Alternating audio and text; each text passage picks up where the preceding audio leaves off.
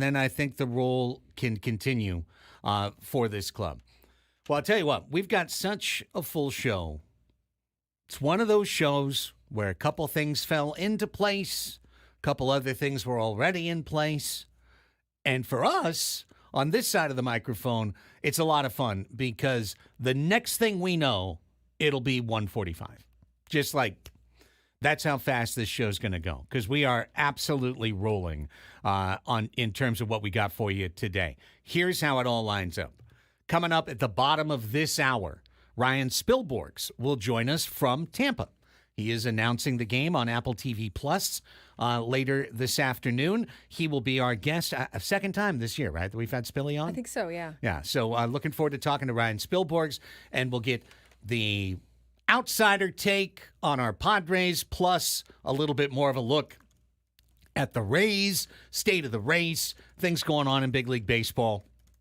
Looking forward to chatting with Spilly at the bottom of this hour. At 11, slight deviation from our regular scheduled programming in terms of the Padres Deep Dive Hour because we have the opportunity to have San Diego State head football coach Sean Lewis on the show, and the time he's available is 11.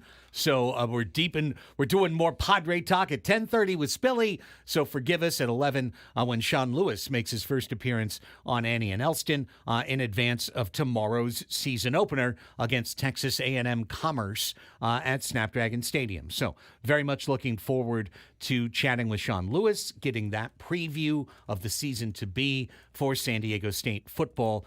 That comes your way at 11 today. At the midpoint of the program, of course, it's your 12 o'clock Sports Fix Labor Day weekend edition.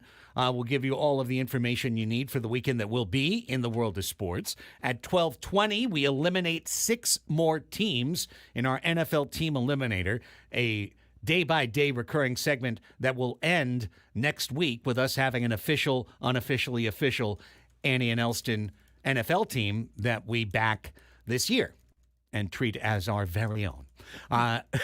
The last chance on the station to qualify for the August Las Vegas Getaway Prize will be with us at 12:45. That's when we play Fast Money because they have too short a show, Gwen and Chris, to do Chris versus the Fans today because they'll be out of there in like a half hour for the pregame show. So last chance to qualify to go to Resorts World Las Vegas for a 2-night stay and see Carrie Underwood's Las Vegas residency show will be at 12:45 when we play Fast Money. In the 1 o'clock hour, we're going to have, for the first time, joining us, very excited about this, our sharp medical insider, Aurora. Dr. Aurora is joining us, a Sharp Memorial orthopedic surgeon and sports injury expert. And how timely with Fernando on his way back, Yu Darvish, Ha-Sung Kim, etc. So we're going to get a chance to chat with find out what he's all about, and have the doc give us some information on what's going on in the sports injury world. He'll be followed by Media Melanie and Crossing Streams, our regular Friday streaming television recommendation. Probably even more useful, seeing as you have a Sunday night that you could be watching everything and staying up late because you don't have to go to work on a Monday morning. So that's coming up. And, of course, we'll wrap it up with Ask Us Anything. So like I said, show is just completely jam-packed today. We'll take our first break. When we come back, signs of concern for the Padres, signs of hope for the Padres as we continue forward. Plus, college football got underway yesterday. We'll get into it all as we get rolling. Annie and Elsten, your midday hang, going till 2 today. San Diego's #1 sports station, 97.3 The Fan.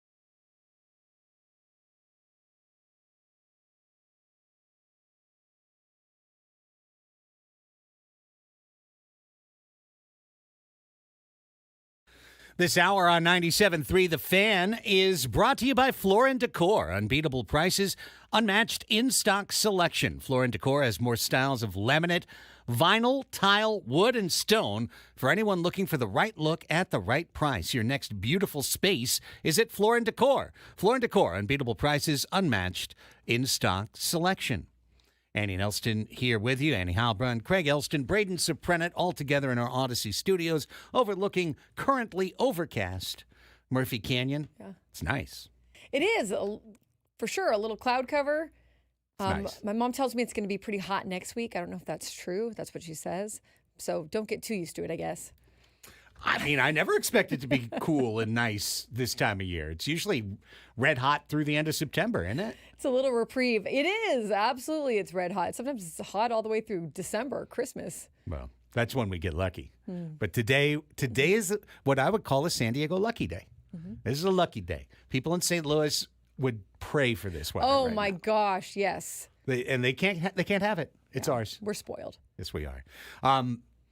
Braden, you were just on your football sojourn yesterday. What say you? What's your report? My report on the Dons. On the Dons. The JV Dons kicked some serious ass yesterday. So proud of the JV Dons.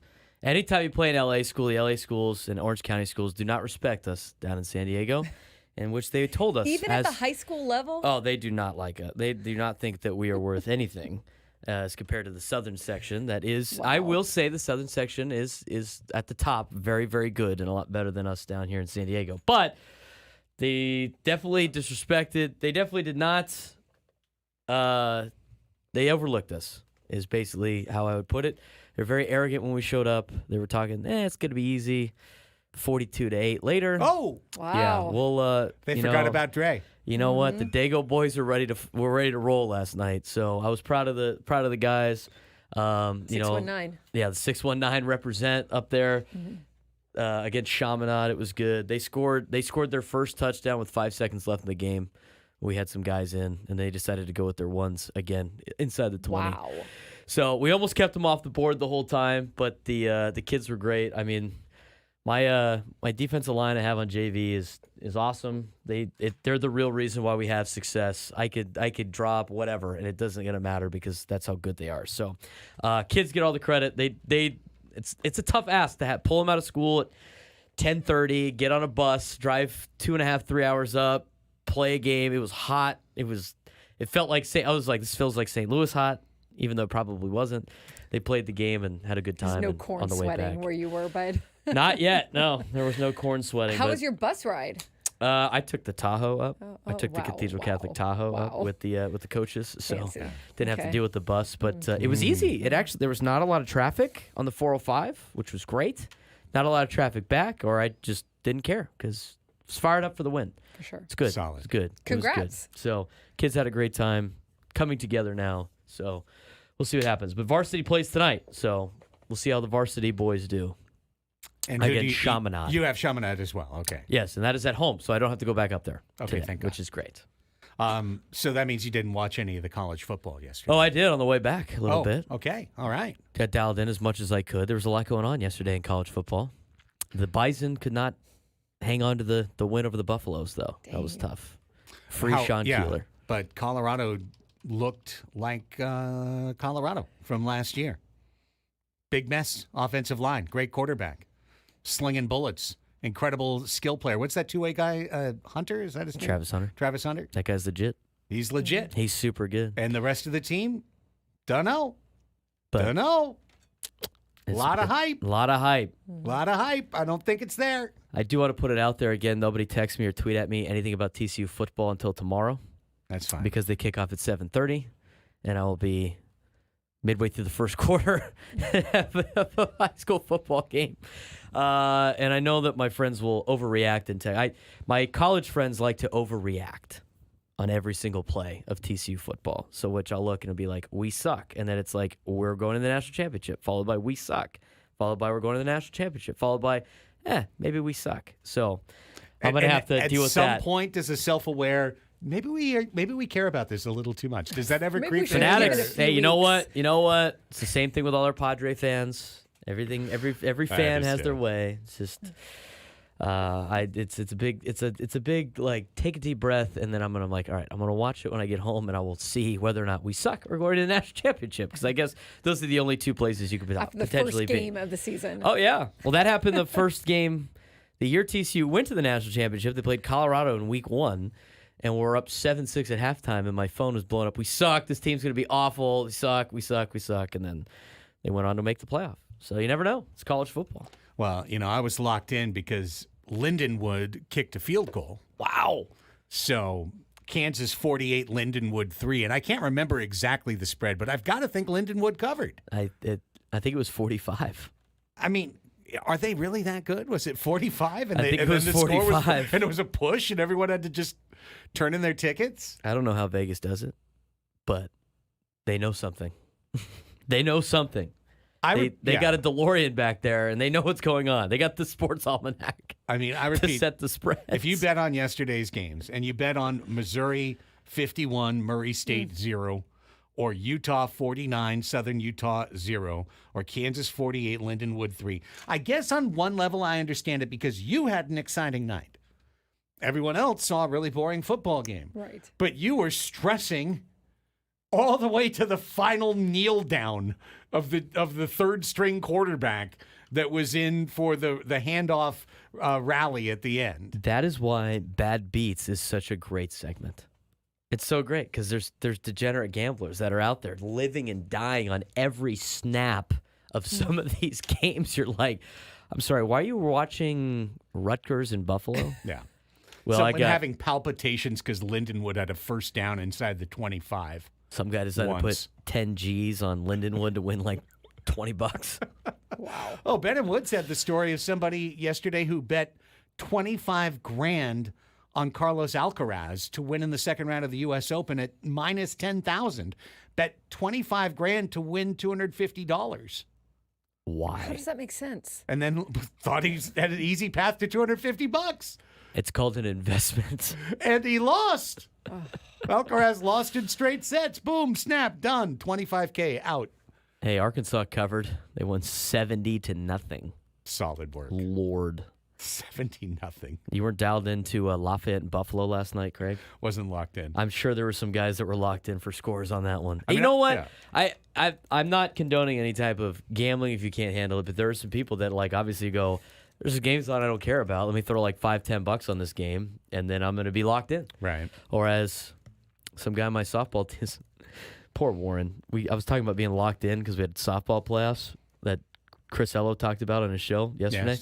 Yes. And so, yeah, in a joking, trolling way, because I don't really care as much. I'm like, guys, got to be locked in. And Warren, he's a 50-year-old man. He goes, logged into what? And so now my term around all the kids just to upset them is up. I'm logged in, guys. That's how they say it. I'm logged in. Logged in. I said the only ones logged in right now are Warren and Chris because Chris can't log into anything. Yeah. Scraby needs to know all of Chris's passwords so he can log into stuff. Chris Ello, not logged in. He Not might be logged locked in. in, but he's not logged in. Feel free to use that in your terms. That's great. Logged in. I love it. I was using it yesterday, and some kids were looking at me and were like, "What did Coach Soprano just say? Logged in?" I'm like, "Don't worry about it, dude. It's a new cool thing." Well, congrats to the JV Dons and to everybody who sweated out your various 49 to 45 to 51 to 70 point games yesterday. If you bet on Colorado, you probably just lost straight up. So Yeah, they were 10.5 point favorites. Yep, there you go. Didn't cover. L. Bragged about it on hung the social L. media, but didn't cover. Good teams win, Craig. Great teams cover. We're going to cover this break, and then when we come back, Ryan Spilborghs joins us from Tampa. He will be on the Apple TV Plus call for the Padres and Rays later this afternoon. We'll hear from Spilly next on The Fan.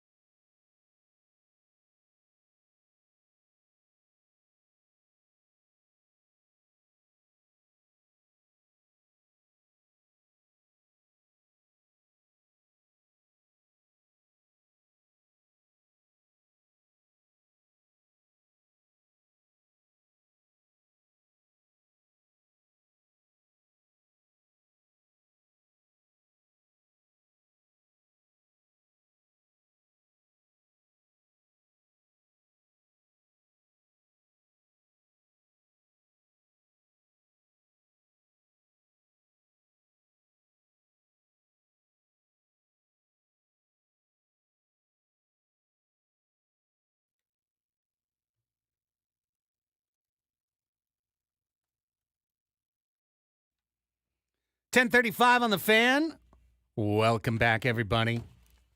Annie and Elsten with you, talking Padres baseball and a lot more. We'll be talking with Ryan Spilborghs, Apple TV Plus analyst, coming up shortly.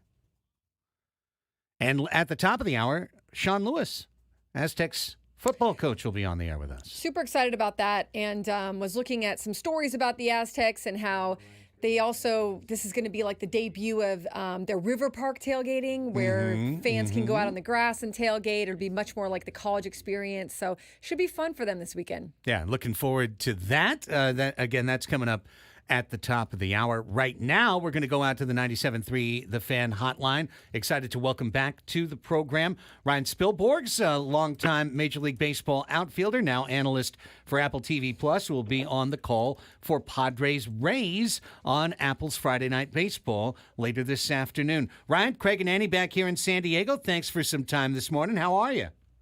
I'm doing great. Appreciate it. Weather is really nice in Tampa today. So, it's been great. Well, seeing as our team just lost like 50 pounds collectively, sweating through St. Louis, that's good to hear. What is it like? Let me just start there. It's kind of a random place to start, but playing in a dome, especially as an outfielder, it's got to come with its own set of circumstances. And what does it just feel like physically being out there, too?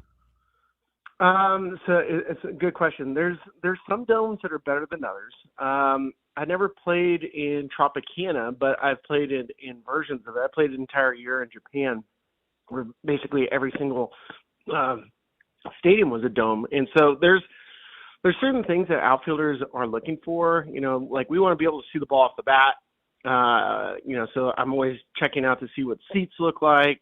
Different colored seats can change how I lose a baseball. Lighting is really important. What color is the dome? Is it white? Is it gray? Do they have a shade so I can, pick up the baseball? And then the last thing, and I know for some people they don't realize it, it's not just, an outfielder watching ball or swing path. It's the sound off the bat. Like we can, base our routes based on the sound of the bat. So if we hear it, like the broken bat, we know to come running in. There's a sound when a ball gets squared up, it makes this loud pop. And you got to go because that ball's been hit hard. So in some of these domes, the audio is really bad, and like you just can't hear. So that's why open air stadiums, for whatever it's worth, it's always audibly sounded better. You can hear the crack of the bat a little bit different. So there's a lot of things there, right? Like there's a lot of things, rafters, catwalks, all these places where, because an outfielder, like really, really, really good outfielders, can run without looking at the baseball. That's how they get the extra couple feet to catch a ball. So if you can't locate the baseball because you lose it in the dome, that's where you'll see guys where they have to run and track watching the baseball the entire ball flight versus running to a spot. That's so interesting, Spilly, and I'll go down this road a little bit too, because Padres starting pitcher Michael King referred to this stretch of baseball as Angry August. They're playing in really muggy conditions there in St. Louis. They're in the midst of an 18 games in 18 days. Part of that being a road trip that they're on now. What are these days like as a player when you don't fully see the playoffs yet, but you still got to grind and make sure you get there, but you're also kind of feeling the fatigue of the season? How do you fight this? You have to really pay attention to your body. He's right. This is a really tough period. That's why teams that kind of go on these little runs right now, like we've seen, the National League West has been rocking and rolling since July. We know the Diamondbacks have been crushing it.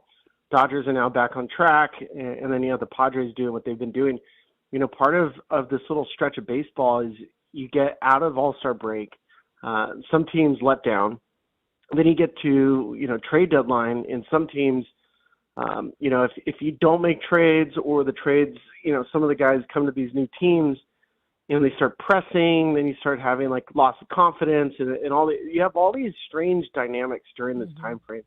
And then physically for players that haven't gone through this, or there's just it's a natural fatigue. Like if you're a marathon runner, you get a first win, a second win, a third win, and then the last couple miles, you're just going on guts and guile. So there's there's these same stretches in baseball where you just kind of have to go through it, and then hopefully you have, the ability to measure your sleep, take into account how much water you're drinking, what kind of nutrition you have. You have to pay attention to those aspects and understand how you prepare now for the game. Can you do less to get out more? Do you have to, do you need a guy that is maybe a high energy player, gets a couple more starts during this time frame just because that you need that extra energy? So there's all kinds of ways to solve it, but it really truly is an interesting time.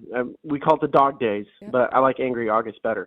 Yeah, it's pretty good. But, Ryan, isn't it crazy? Because everything you said, it makes so much sense. And then here's Jackson Merrill, who's going through it for the first time. And he's got a 1,020 OPS in August. He looks like he's fresh as a daisy out there. Maybe that's just being 21 and being too young to know that he's supposed to be as tired as he is. But I continue to marvel at because it's one thing for a guy like Manny who's coming back from injury and he knows the rigors of a season to be hot in August. But to see a kid doing what he's doing at this point where he's supposed to be smashing into the rookie wall, it's pretty amazing. It is amazing. I love this kid. First off, I think when it comes to, when you talk about Jackson Merrill, you have to give praise to A.J. Preller. And here's why. I mean, first off, what A.J.'s done this season is, if there's an MVP for executives, he's got it. I mean, it's between him and like Matt Arnold with the Milwaukee Brewers because they've dealt with a bunch of injuries. But think about over the last calendar year, what's occurred. You had a team a season ago where you moved on from Bob Melvin, bring on Mike Schilt. You also saw a team that was really disappointing, to be honest. I mean, like that, you had a championship caliber roster a season ago with Juan Soto. Fans showed up over 3 million. Then you lose Peter Seidler. You trade Juan Soto. You get an incredible haul back for Juan Soto. You parse down the roster and the overall salary, which was needed, and now you have a much better team. And then you go and you take the chance of starting a young rookie's clock in Jackson Merrill, who is 20 years old at the start of the season. And the reason why this is really important to know is because what happens by starting a young player like Jackson on the major league roster, you now get the opportunity to get a compensation pick if they finish first or second in Rookie of the Year. And Jackson's going to finish first or second. I think he's the favorite to win Rookie of the Year.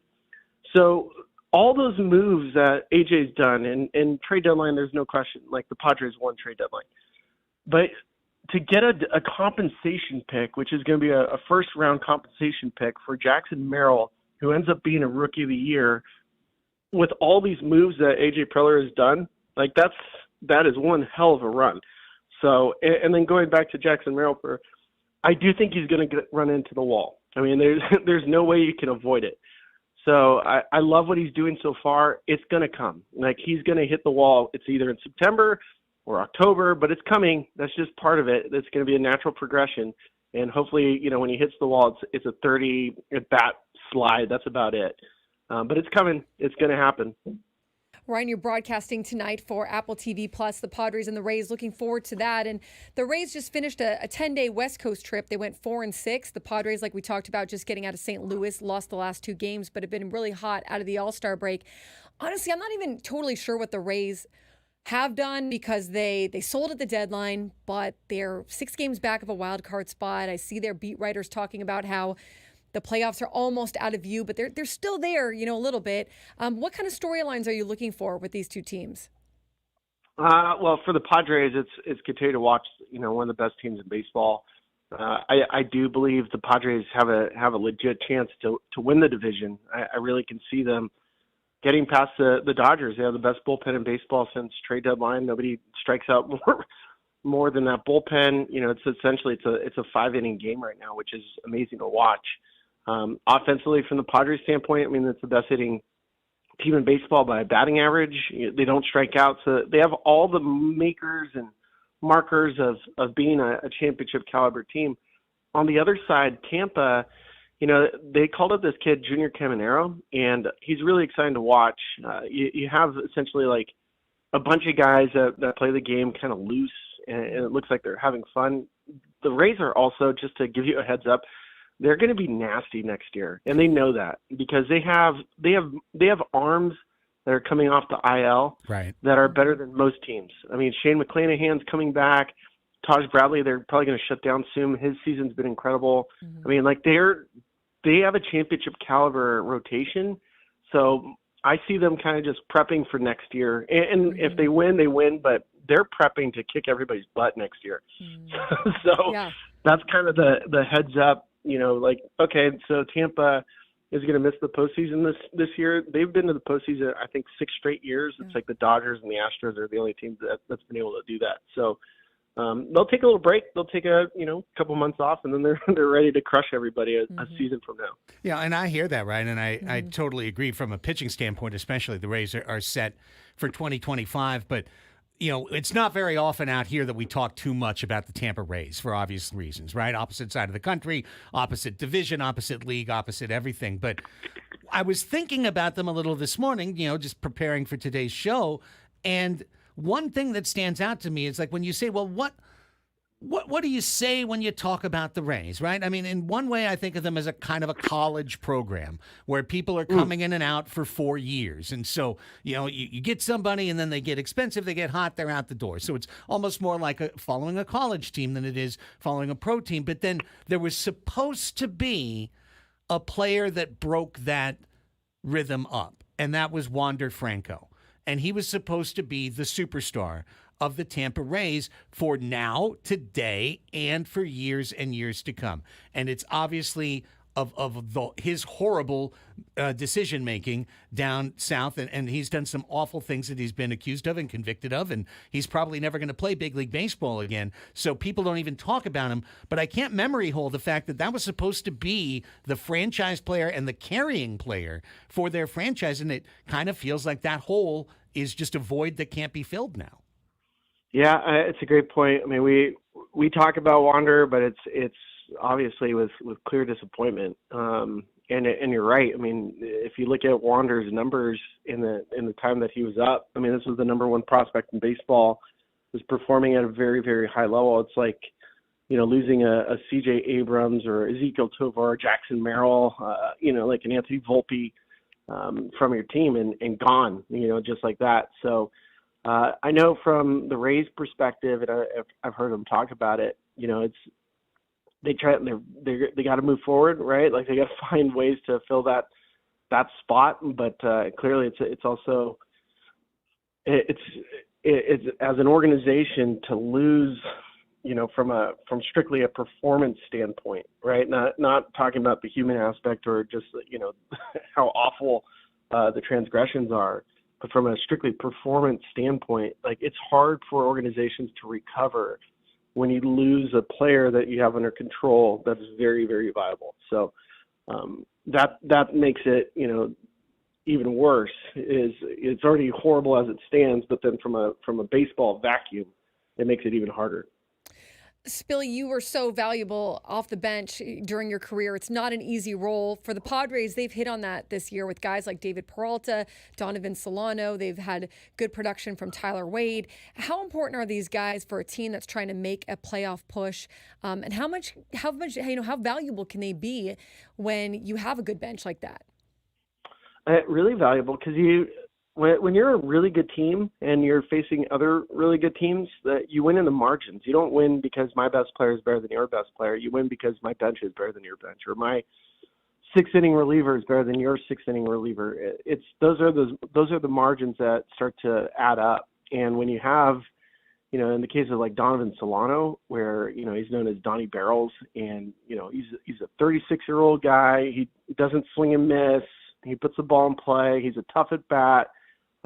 We've seen him hit second. We've seen him DH, hitting in the middle of the lineup.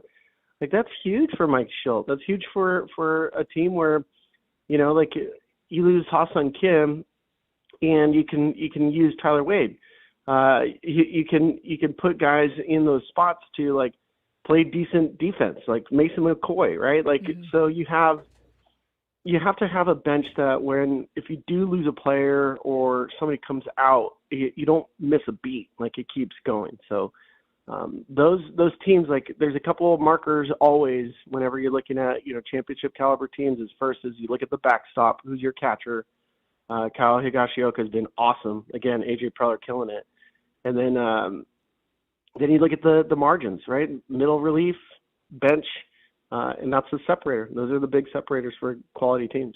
Well, you know what? You just lead me right into a last question, Ryan. But now kind of pulling on some of your Rockies roots. Elias Diaz is the newest Padres, currently at Chihuahua, but is expected to be called up probably, I would guess, by Sunday, given that September 1st is when you get that roster expansion. And I'm curious from the perspective of Padres fans who have only seen him briefly and from afar, what Elias Diaz could add to this team. Elias is a great communicator. He's a wonderful story. Somebody that in the first couple months when he joined the Rockies, he was hitting like 120. You could never tell by his energy level or how he worked. And so, this year was difficult for the Rockies to move on from him, but they also had some young prospects that they need to play. So Diaz is he's a all-star, MVP all-star, and he's done a great job of receiving, calling games, and he has a cannon and takes a quality at bat. So those are all. To have a tandem, you always think about catchers as a tandem. And I know you have Luis Campusano as well, but, those guys are going to be able to hit. They'll be able to call a good game. They'll be able to hopefully shut down a running game too. Well, Ryan, we really appreciate your time. Enjoy the broadcast tonight. Again, it's on Apple TV Plus. Friday Night Baseball this evening, Padres and Rays at 3:50 p.m.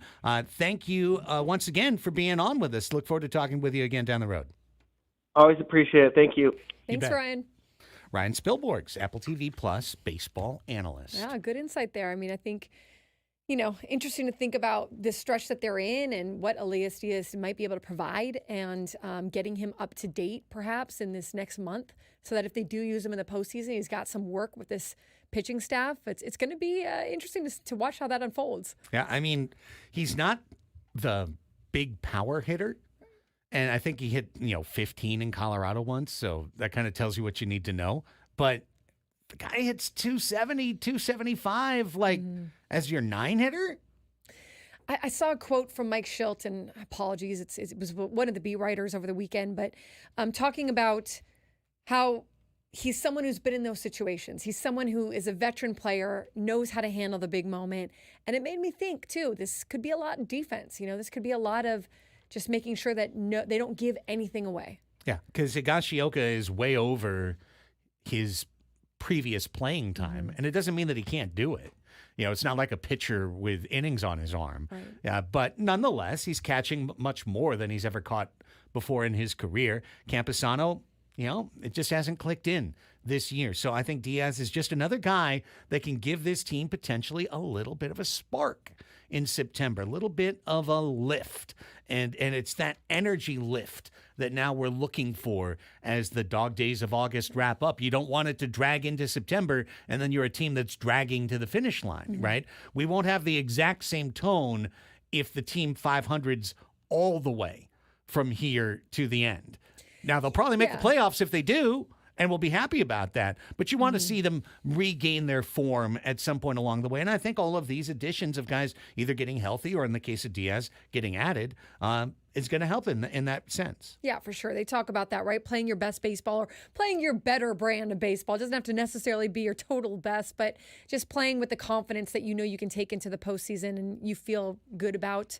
Adam in the chat reminding us, and it's a good reminder, if you watch tonight's game on Apple TV Plus, you can also switch the broadcast settings to Jesse and Tony.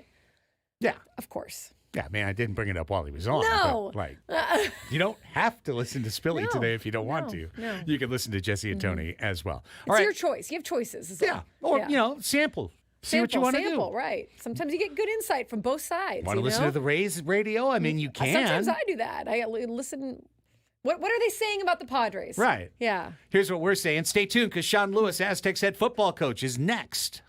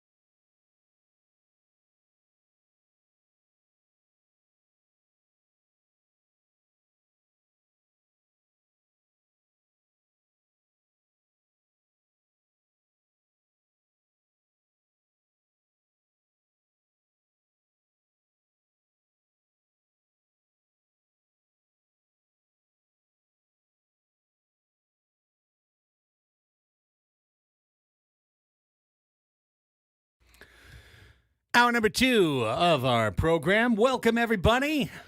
Annie and Elsten back with you on San Diego's #1 sports station, 97.3 The Fan. Annie Heilbrunn, Craig Elsten, Braden Suprenant, all together with you. We roll till 2 o'clock today, then a very short Gwen and Chris from 2 to 2:50. Sam Levitt steps in on the EcoWater SoCal Padres pregame show, 2:50 to 3:50. First pitch for the Padres and Rays just before 4 o'clock. Well, we're going to kick off hour number 2, and we normally call this the Padres Deep Dive Hour. We'll do some Padres on the other side, but we are thrilled to break format when the time is needed, such as when we get the opportunity to welcome onto Annie and Elsten for the first time the head coach of San Diego State football, Sean Lewis, who gets to be on the sideline for the first time in anger, so to speak, taking on Texas A&M Commerce in the home opener tomorrow. Coach Lewis, Craig Elsten, Annie Heilbrunn here. Thank you so much for your time. Yeah, Craig, Annie, great to be on with you guys. Well, how are the feelings now? You've worked for this so long. I'm sure just like anybody going to any kind of opening night, you feel like there's still so many things that you want to touch on in the next 24 hours and make sure everything's lined up properly. But how do those emotions feel as you cascade toward that opening kickoff? Yeah, I mean, feel great. Feel really excited about the work that the whole program's put in, especially all the hard work of the kids. And, we'll dot the I's, we'll cross the T's, do our last few formation checks and tips and reminders and all the good tests and everything. And, looking forward to a great evening tomorrow night in Snapdragon. Yeah, and you have been running full speed since you were hired by SDSU. It's been amazing to see how much you've been out in the community, how much you've been promoting SDSU football, the public appearances you've made over the past 9 months. What's it been like getting out in the community, and is there anything that surprised you or stood out to you?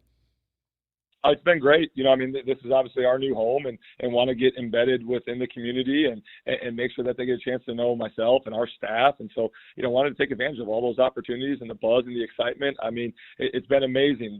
The way that we've been welcomed, into San Diego, the response of the fans and just the overall excitement, that they have for this change and for this upcoming season. Coach, I think part of that excitement comes because you bring a brand of excitement with you. There's a lot of Aztec fans that maybe got used to watching some pretty grinded out football the last few years. So let me ask you just a very broad question about Aztec Fast. Someone asked me this morning. Is Aztec Fast a run and shoot? For those of us who know just kind of like the most basic of football parlance in terms of classical offenses, how would you, in an elevator, describe your offense to someone? Yeah, I guess you would define it as a veer and shoot offense. I mean, the biggest things that the fans are going to see, tomorrow evening is that we love to utilize space and we love to utilize speed, right? So we're going to spread the field from sideline to sideline, have a vertical passing game, a part of what we do. Going to be balanced, both run and pass, but we want to create the opportunities wherever we can to get our speed and space and allow our playmakers to do their thing. Yeah, and at the helm of that will be true freshman Danny O'Neill, your starting quarterback. I read in the paper that through SDSU's 55 years of Division I football, the Aztecs have never opened the season with a true freshman starting quarterback. So I'd love to know, what did he show you? What stood out about Danny O'Neill, and what did he do to earn that honor? Yeah, I mean, it was a tremendous quarterback competition, really going all the way back to January with all the guys that were in the room, because Danny, AJ, Javance, the three guys that were battling for the starting role, they were all here from day one of winter conditioning through spring practice. And, we really weighed everything that the guys had done through the whole process, of leading up to the season through training camp. And Danny did a great job in terms of, his overall production, his day-to-day process, and his competitive nature. So, obviously lots being made about true freshmen, getting the ball and getting the start, but we got some great supporting pieces around him, and I know everyone's going to play at an elite level so that he can do his piece, and he knows that he doesn't have to do it all on his own, but he's a good facilitator. He's got a good understanding of the offense, and looking forward to helping him have some early success here on Saturday night. You get the opportunity to start against Texas A&M Commerce. Obviously, there's some very challenging games coming up very shortly down the schedule. What are you excited for Aztec fans to see right away? What is something perhaps about the club that you'd like to let them know to be patient about? Yeah, I mean, well, it's just exciting to have an opportunity to compete, right? I mean, winning's hard. We only get 12 of these opportunities, so we need to maximize each and every single one of them. I would say, fans, hey, don't be surprised by Texas A&M and Commerce's record from a year ago. They're more than capable. They're dangerous, and with all the new pieces and places, that we've acquired our talent from, and the new schematic shifts that we've made, I know everyone just wants to flip the light switch and make it happen, right? But there's going to be some growing pains probably a little bit, but there'll be some great moments as well. So settle in, get your popcorn. Obviously, there's going to be a fun brand of football that's going to be played with a lot of changes in all three phases, with us shifting from the 3-3-5 to the 4-2-5, right? And obviously the changes that we're making offensively, but kids that work tremendously hard, they're confident in the plan. We're confident as a staff and looking forward to taking on a pretty challenging Texas A&M Commerce squad. Yeah, and Coach Lewis, as you build that identity, right, you have some players with you who were with you at your previous coaching jobs. How can they help you build that identity? How can they help spread the message inside the locker room and advocate to the rest of the players what exactly you are trying to do here at SDSU? Yeah, I mean, I think it's just good when you have those shared experiences, right? And that's what's been so great about our time on the Mesa is just, the time on task that we've had, creating our identity, building our culture, and the kids having a greater appreciation and understanding of how we want things done. So when you have people like Marquez Cooper, right, Jay Sean Polk, and Michael Harrison, who are all with me at previous spots, right, they really act as a catalyst to make that happen sooner and to really advocate because they have felt, the effects of the way that we do things and how we do them in a very, very positive way. So, they've been great guys in the locker room. They've been great teammates. And I believe there's a true, buy-in with how we're doing it from our kids and from our staff and looking forward to seeing what that looks like come Saturday night. We're talking to Sean Lewis, the head football coach of San Diego State Aztecs. And Coach Lewis, everybody along the way that becomes a head coach has had that belief in themselves at some point in the past that you can do that job, that you look at it as an assistant in the past, you aspire to it, and you say, I can be in that position, I can handle that job. Now you get the opportunity to start to have a win and a loss record attached to your name as a head coach. But I'm wondering, in these months before you kick off, what about ascending to this position, the CEO of the franchise, so to speak? What about it has surprised you along the way?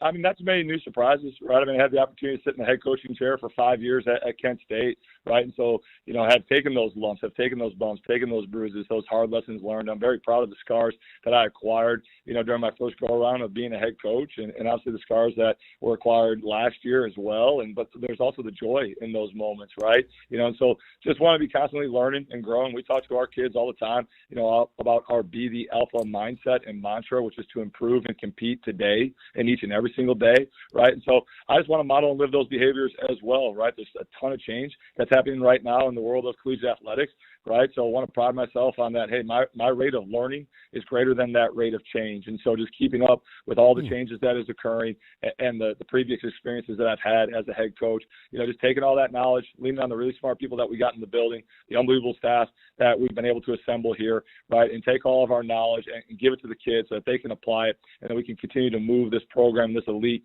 university forward, right? So that we're an innovator in this day and age when it comes to what's going on within collegiate athletics. But excited about the future here on the Mesa and excited to be a part of San Diego State. Coach Lewis, we talk on this show, we kind of have a humorous bit going about how different college football is now, how it continues to change month to month, right? You got to keep up with it, with the transfer portal, with NIL, with everything going on. What is recruiting like for you, and how have things changed in the last year? What's your strategy as you go about that? Yeah, I mean, obviously there's a ton that goes into it now with NIL and opportunities, and I think we're positioned in a great spot with Aztec Link and our collective and within our community. Obviously, it's one of the competitive advantages that I feel that we have here at America's finest city, right, with the corporations and the partnerships that we have and the opportunities that are available for our young men. That's obviously a big piece of this puzzle. That was not the case, just a few short years ago. But at the heart of it, when it comes to recruiting and that talent acquisition process, right, it's still just about people and those relationships. So pouring into that, identifying the young men, in whatever talent bucket they're coming from, whether that's, high school ranks, the junior college ranks, or the transfer portal ranks, but building those relationships, making sure that you find the people whose character aligns with yours and whose ethos of what they're about is what you want your program to be about, right? And have those constant communications and really show them how they can be developed and how their time here at San Diego State will be the best experience that they could possibly have, and then we get them here and obviously deliver on those expectations, deliver on those things that we had talked about. And I think that becomes a force multiplier as we establish our identity and as we build our culture to have a championship program and a championship caliber roster year in and year out. Great question, Andy. Great answer, Coach Lewis, because it's something that's just been really honestly confounding or mystifying to see how many things change. And I was just thinking about, as you were answering, like the work you do as a staff just to go establish relationships with high school coaches, right? To be out there, to be on campus, to have that opportunity to develop those relationships along the way. That used to be everything. And now it still is, but then there's that other level of, okay, here's this kid, just like you said, here's the character, here's the skill set, this is what we want.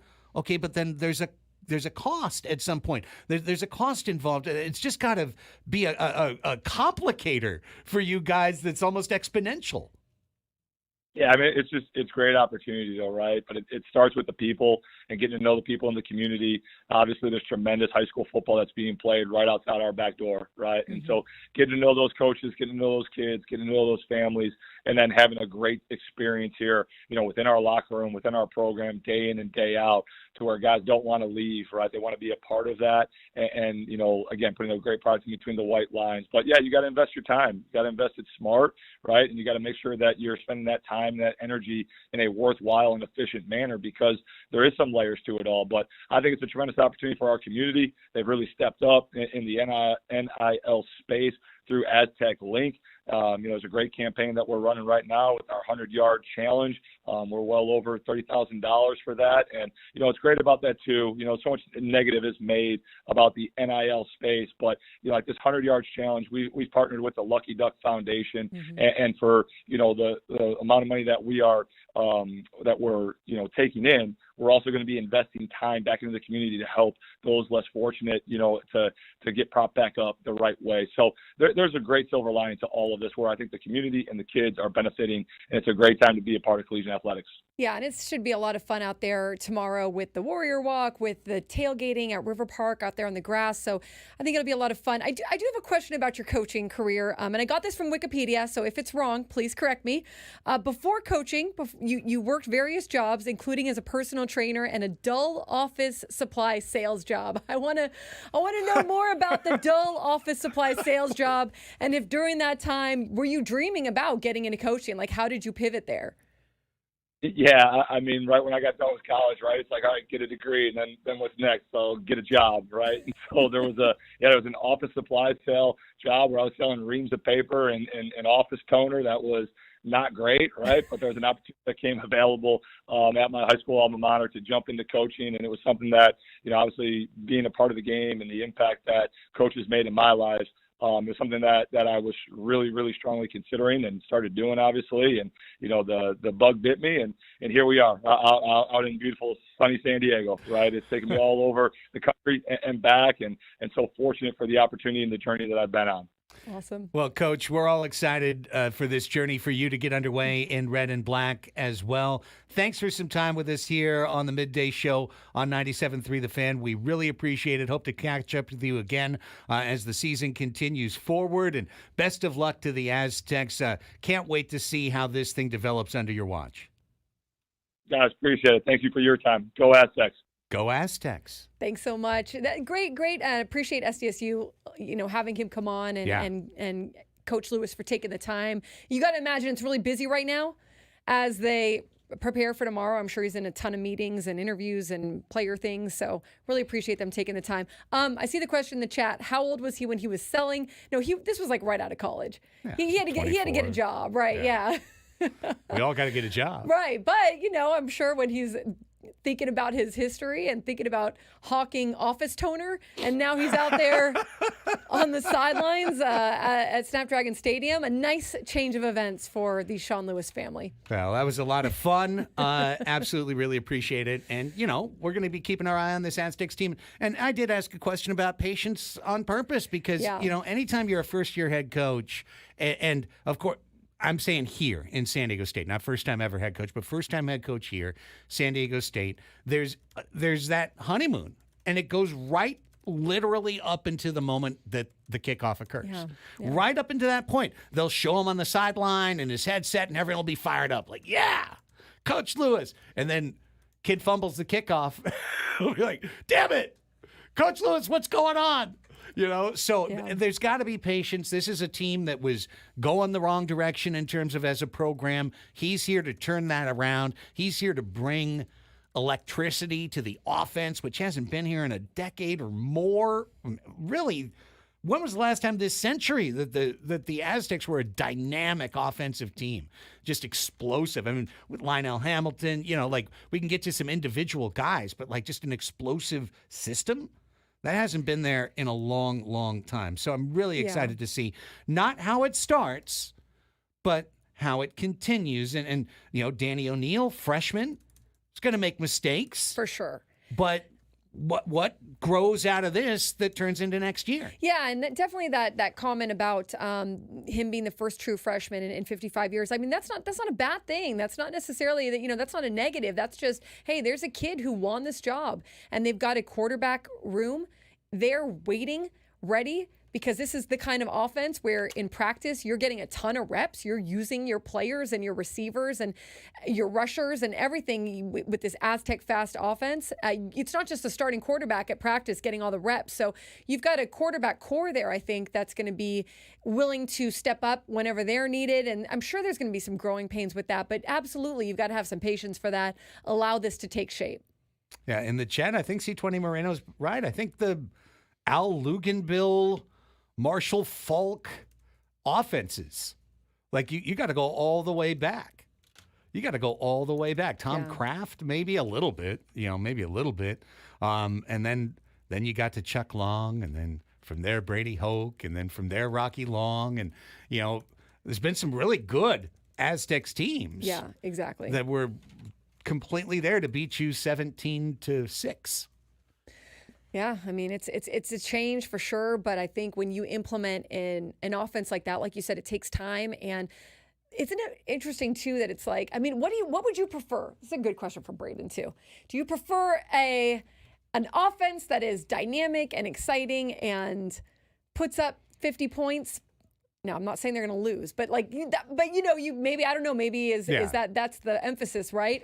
Does it soften it? Is that kind of what college athletics a little bit now, fans, if you're coming to see a game, you want to see that high flying ball, right? I'm curious if you have a different answer, because the old saying was winning is it.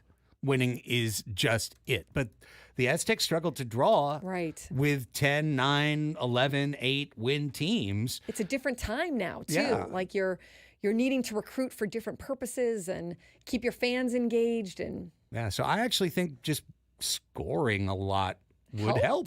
I think it would help, even if they gave up a lot, too. I think scoring a lot helps. I think it depends on the situation. And I think in San Diego's situation of having an NFL team and no longer having an NFL team and being a transplant city, you've got to be entertaining.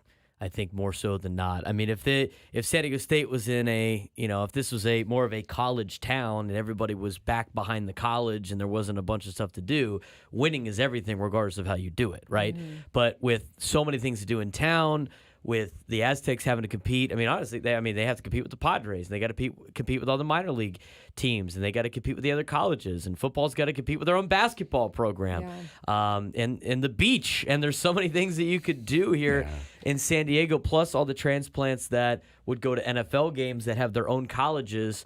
What am I going to root for San Diego State for? But if they're lighting up a scoreboard, hey, I got to go check these guys out. That's kind of fun. So, the way that they were playing before, the way that their team was assembled before was a perfect way to beat Power 5 schools. They had bigger O-lines, bigger for Mountain West schools. They had great running games. Their defense was badass, and that's why they beat Stanford and Arizona State and had some of these Power 5 wins, during the Brady Hoke and most notably the Rocky Long era and going to bowl games. But that's not going to get people in the seats when you're trying to show off a new stadium and be the only show in town and get people to go to games and really dive into Aztec football. So I think it depends on the situation and the current situation for the Aztecs. They got to be entertaining and fun because they won games there. They're just super boring. I mean, really boring to watch. Yeah, that's coming from, That's I'm a football guy. I love defense. I love shutting people down. Right, but it was just not entertaining football, and I think you're going to get that with Sean Lewis and this team. But as you guys mentioned, it takes time, and I know a lot of time we're spoiled with young athletes like Jackson Merrill coming up and immediately being an impact player, and same thing with Fernando, and seeing some college teams flip the switch overnight, but that's not the case for everybody. So give them some time, but I bet you they light up the scoreboard this year. That's for sure. And J.D. Wicker talked about how, or I saw in the paper too, about, lowering ticket prices, listening to their fans there, and maybe some more benefits for season ticket holders and lowering some prices on concessions. So hopefully all that combined helps them out this year. Yeah, those were important lessons learned. Right. Yeah, there was a moment where they thought, we've got a new stadium, therefore all the prices can go up for the same product and everyone will be happy because new stadium. And I think that lasted like literally 2 games. The first game, it was too hot. The second game, it was cooler. People were like, okay, now I can live here.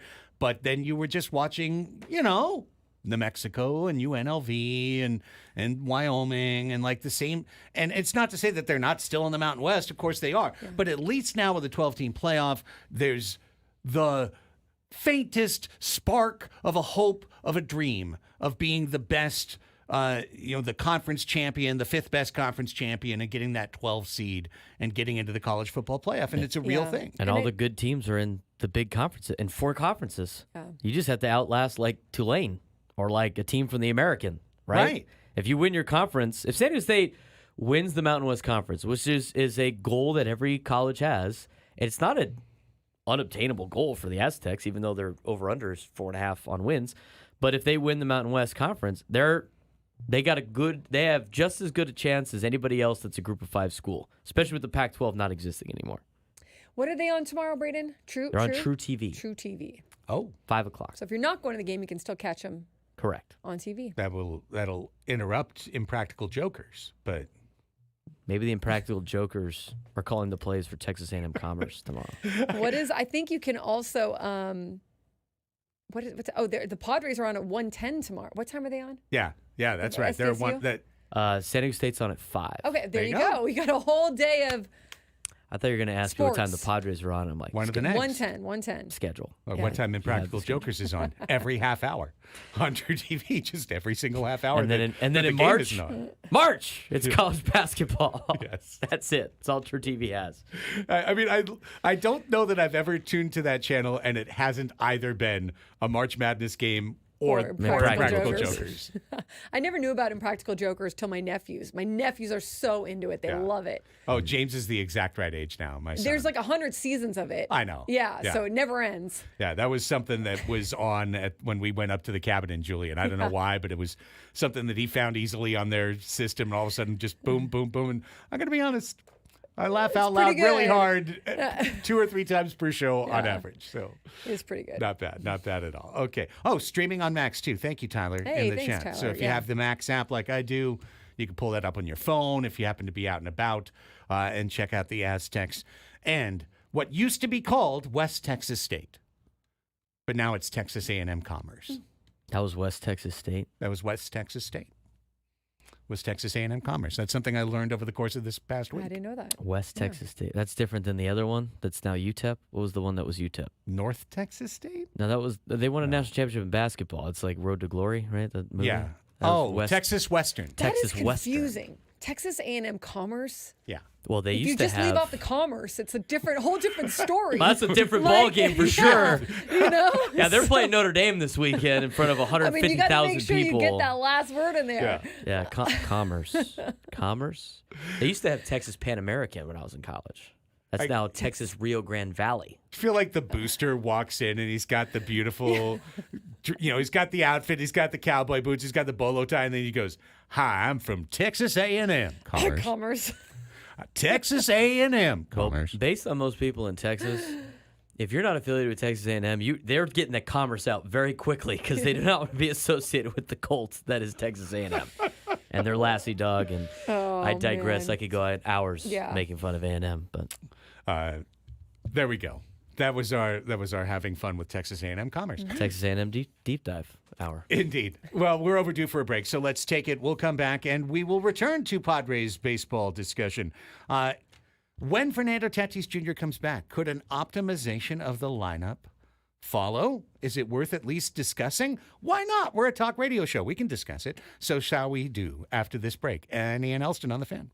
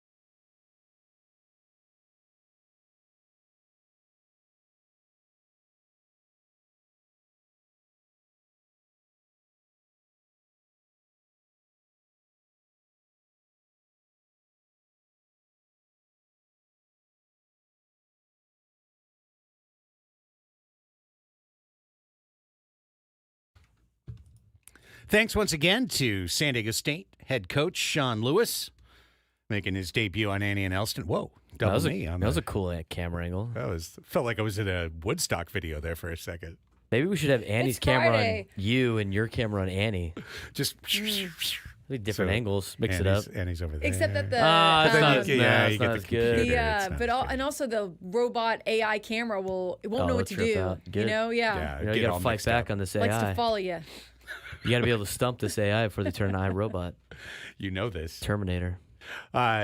We will now return our attention to the San Diego Padres. The Padres Deep Dive Hour is brought to you by Frozen Ropes baseball and softball training facilities, now introducing the Freezy batting cage membership for just $79 a month. For more information, visit San Diego FrozenRopes.com.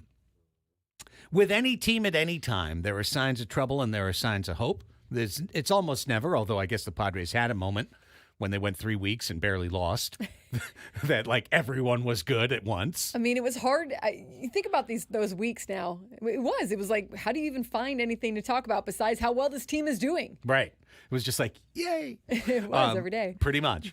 But, we are in normal time again. We have left those halcyon days of yore. And Hard to keep that pace going. you can't because it's a long season. Mm-hmm. It's a long season. It's why whenever we do the April, May on pace for, those discussions, so-and-so has 20 homers in his first 60 games. He's on pace for, Yeah. right?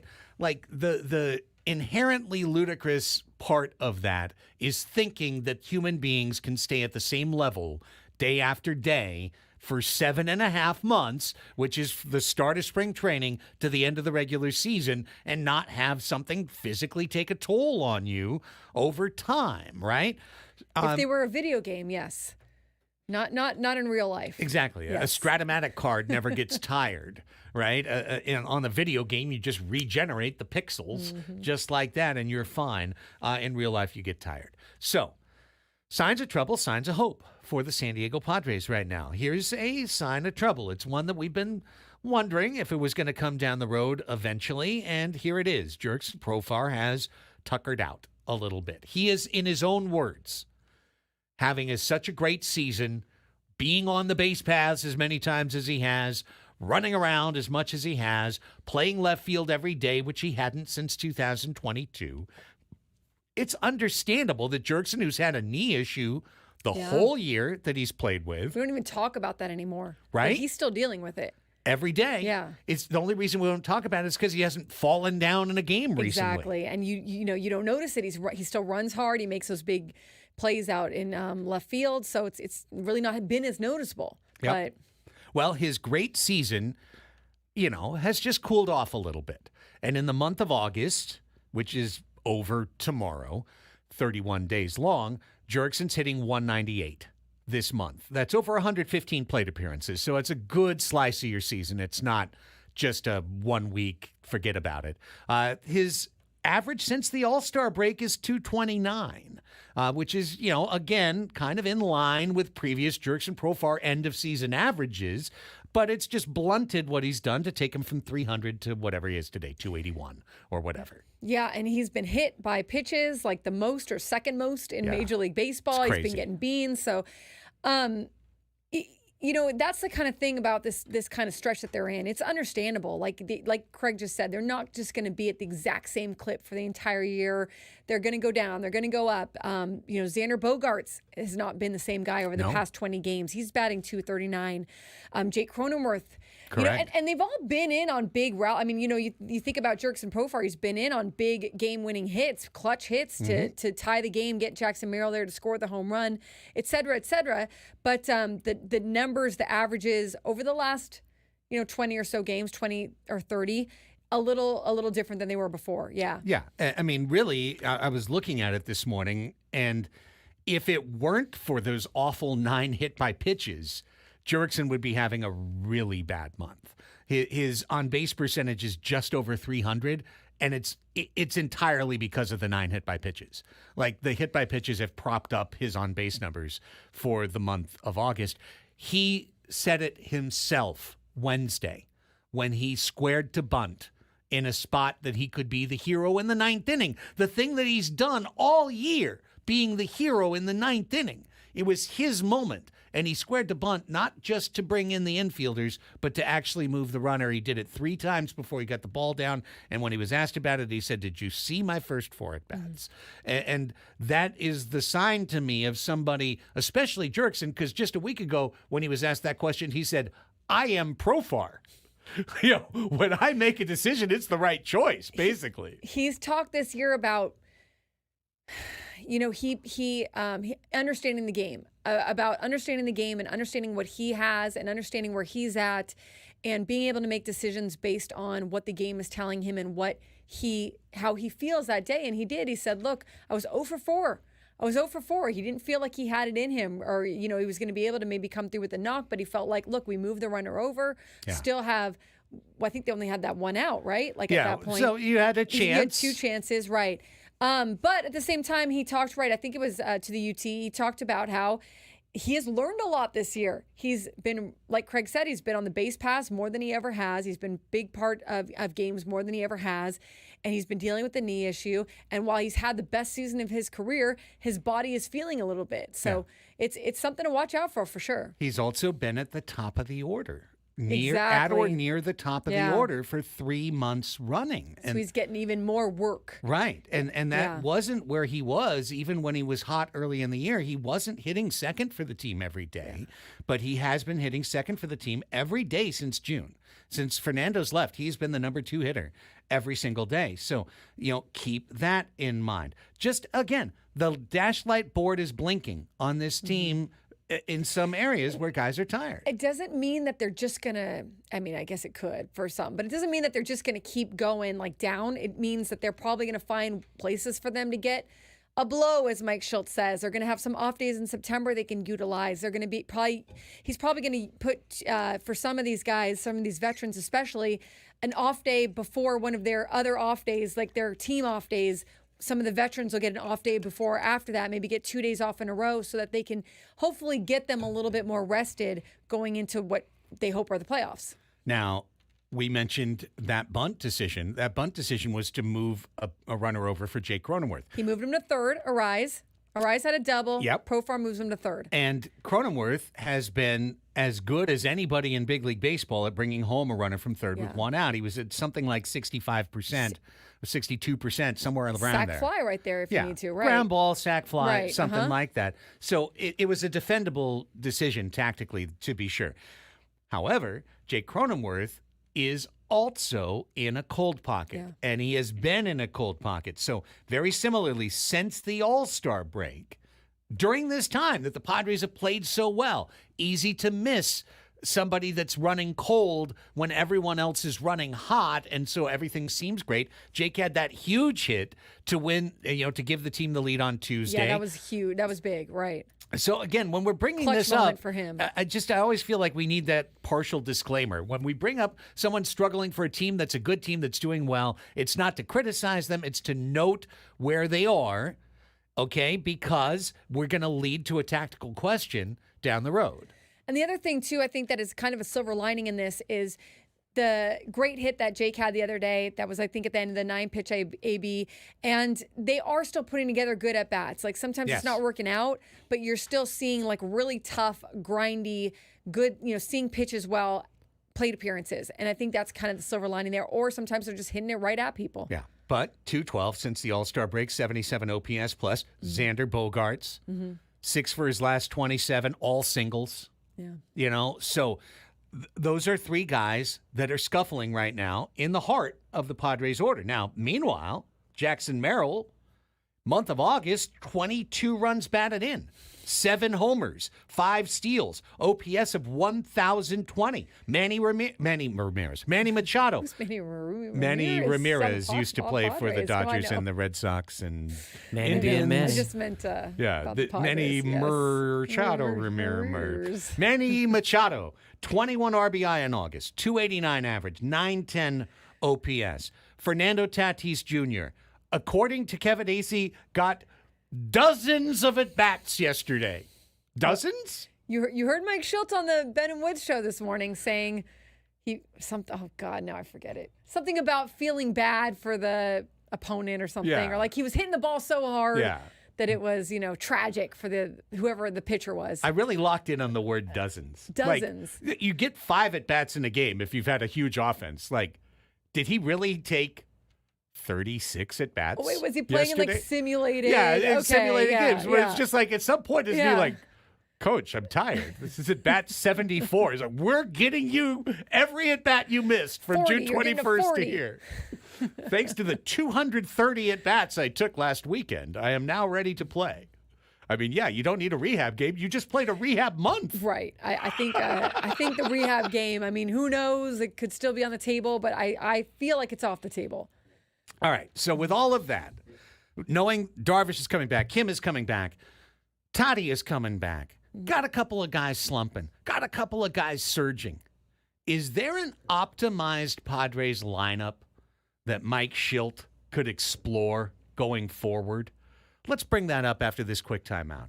11:42 is the time. It is Andy and Elsten, and Padres baseball coming up at 4 today right here on The Fan.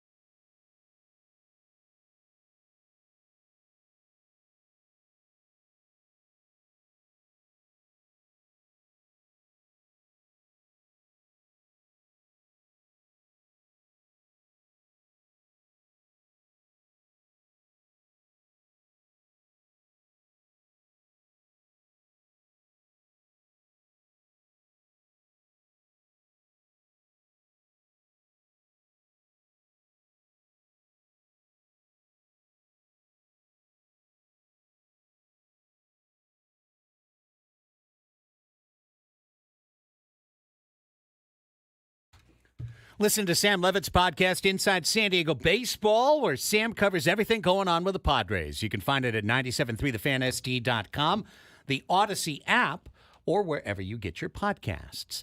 Annie and Elsten wrapping up I guess I'll call it a bifurcated Padres Deep Dive Hour. It really started at 10:30 with a Ryan Spilborghs interview, and then it was pleasantly interrupted at 11 by talking to Aztec head football coach Sean Lewis.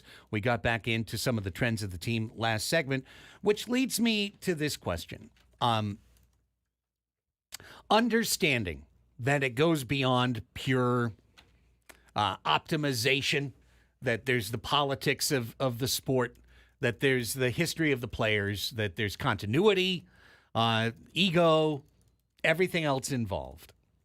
I was wondering if, when Fernando Tatis Jr. and Ha-Sung Kim return, if this could be an opportunity to juggle the lineup a little bit and give maybe a couple of guys a chance to fit into different slots. This lineup is going to, if these guys can stay at a pretty good clip, this lineup is about to get so deep that you're going to have one of your top players essentially now hitting in seventh. Correct.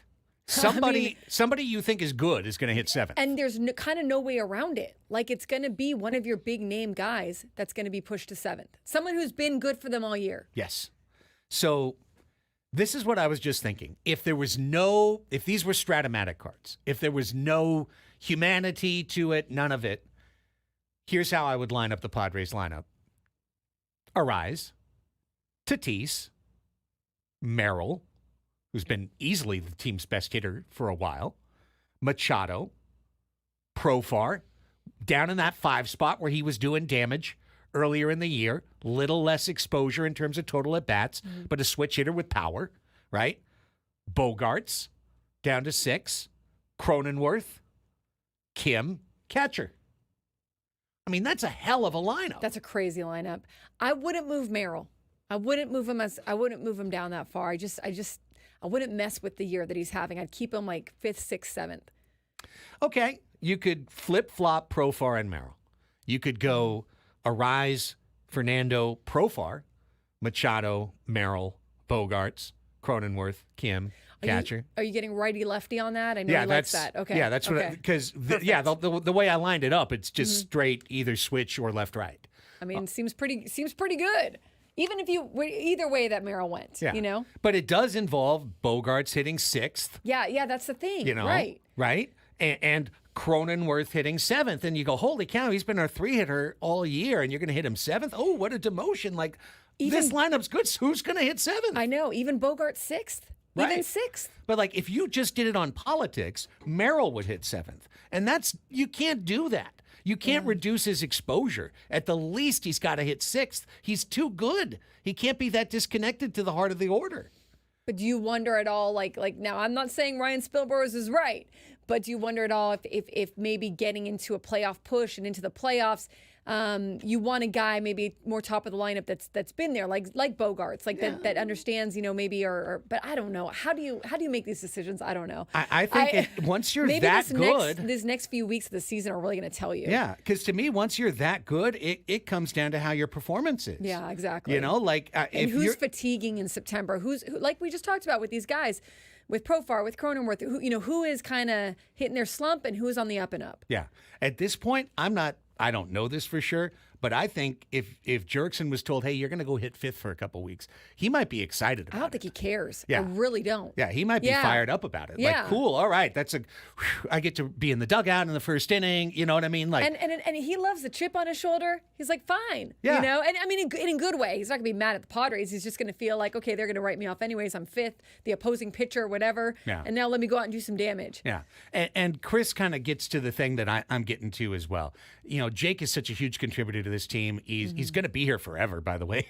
We talked about those 20, 30 obligations. Yeah. Jake Cronenworth is still going to be here at age 37 on this team. Oh, man, that's right, because he's 30-something right now, right? Yeah. Okay. So he's going to be here until he's an old man baseball-wise.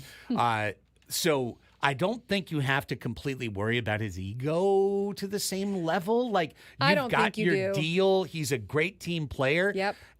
he's been the 3-hitter for cause. He's also been the 3-hitter kind of in a continuity. Let's keep everything the same. Like I said, no, don't move up, Merrill. Let's keep things same. And he's done a good job driving in runners this year. But man, he's hit 212 with no power for 2+ months now. Yeah, and there's an argument to move Merrill up for sure. My opinion is keep him where he is. I just think that you keep him doing what he's doing, but I can understand your argument to move him up. Of course, that there's two sides to that for sure. But for Jake, I agree. I think that Jake is going to be like he has been all year, talking about the RBI groundouts, the sac flies, whatever helps the team win right now. And I think he's understanding too of his numbers right now and how he can contribute, even if his numbers are not popping the way that he would like. Yeah. So, I mean, I just don't look at it as, it's a huge demotion if Jake Cronenworth hits 7th in the optimized Padres lineup. I look at it as, holy crap. You slice this lineup up any way you want. If the 7, 8, 9 hitters are Cronenworth, Kim, and either Diaz or Higgy, that's the best bottom of the lineup in baseball. And then you get back up to Arise and everybody else, Fernando, et cetera. There's a chance for this to truly, truly be a lineup that can hit with anybody left when you get to the final 12. And I see Chris again in the chat. A good point. Play Toddy at DH at times, but also just give guys. This is where you're going to have this excellent lineup, or what on paper should be an excellent lineup, right? And a very dominant, opposing pitchers. You're not going to have a break really. There's not going to be a break in the lineup for you at all. But they're going to be able to possibly give some guys some days of rest, more days of rest, maybe throughout September as they need to. And then, like you said, okay, who is really hot right now? Who is really at their best right now? And then you can kind of fidget it the way that you need to. But they're going to have major options for sure. And they're going to be able to probably give some guys some DH days, some rest days with this lineup in September. In the last 30 seconds of the segment, just keep this in mind. We understand it's a tired ball club. I said right at the top of the show, if we go 2-2 the next 4 days through Labor Day, I'm completely fine with that. But if you could go 4-0, if you could find a way, it's the ultimate weekend to do it because the Diamondbacks are playing the Dodgers. Yeah. You are guaranteed to gain a game on one of them every day for 4 days, or you are guaranteed to lose a game to one of them each of the next 4 days, depending on how you do. So it's a huge weekend to win if you can do it. And it's almost to the point that you are rooting for LA against Arizona in that series. They're 5 games up. It's almost that time. I know what time it is. Take a break and back with the 12 o'clock Sports Fix.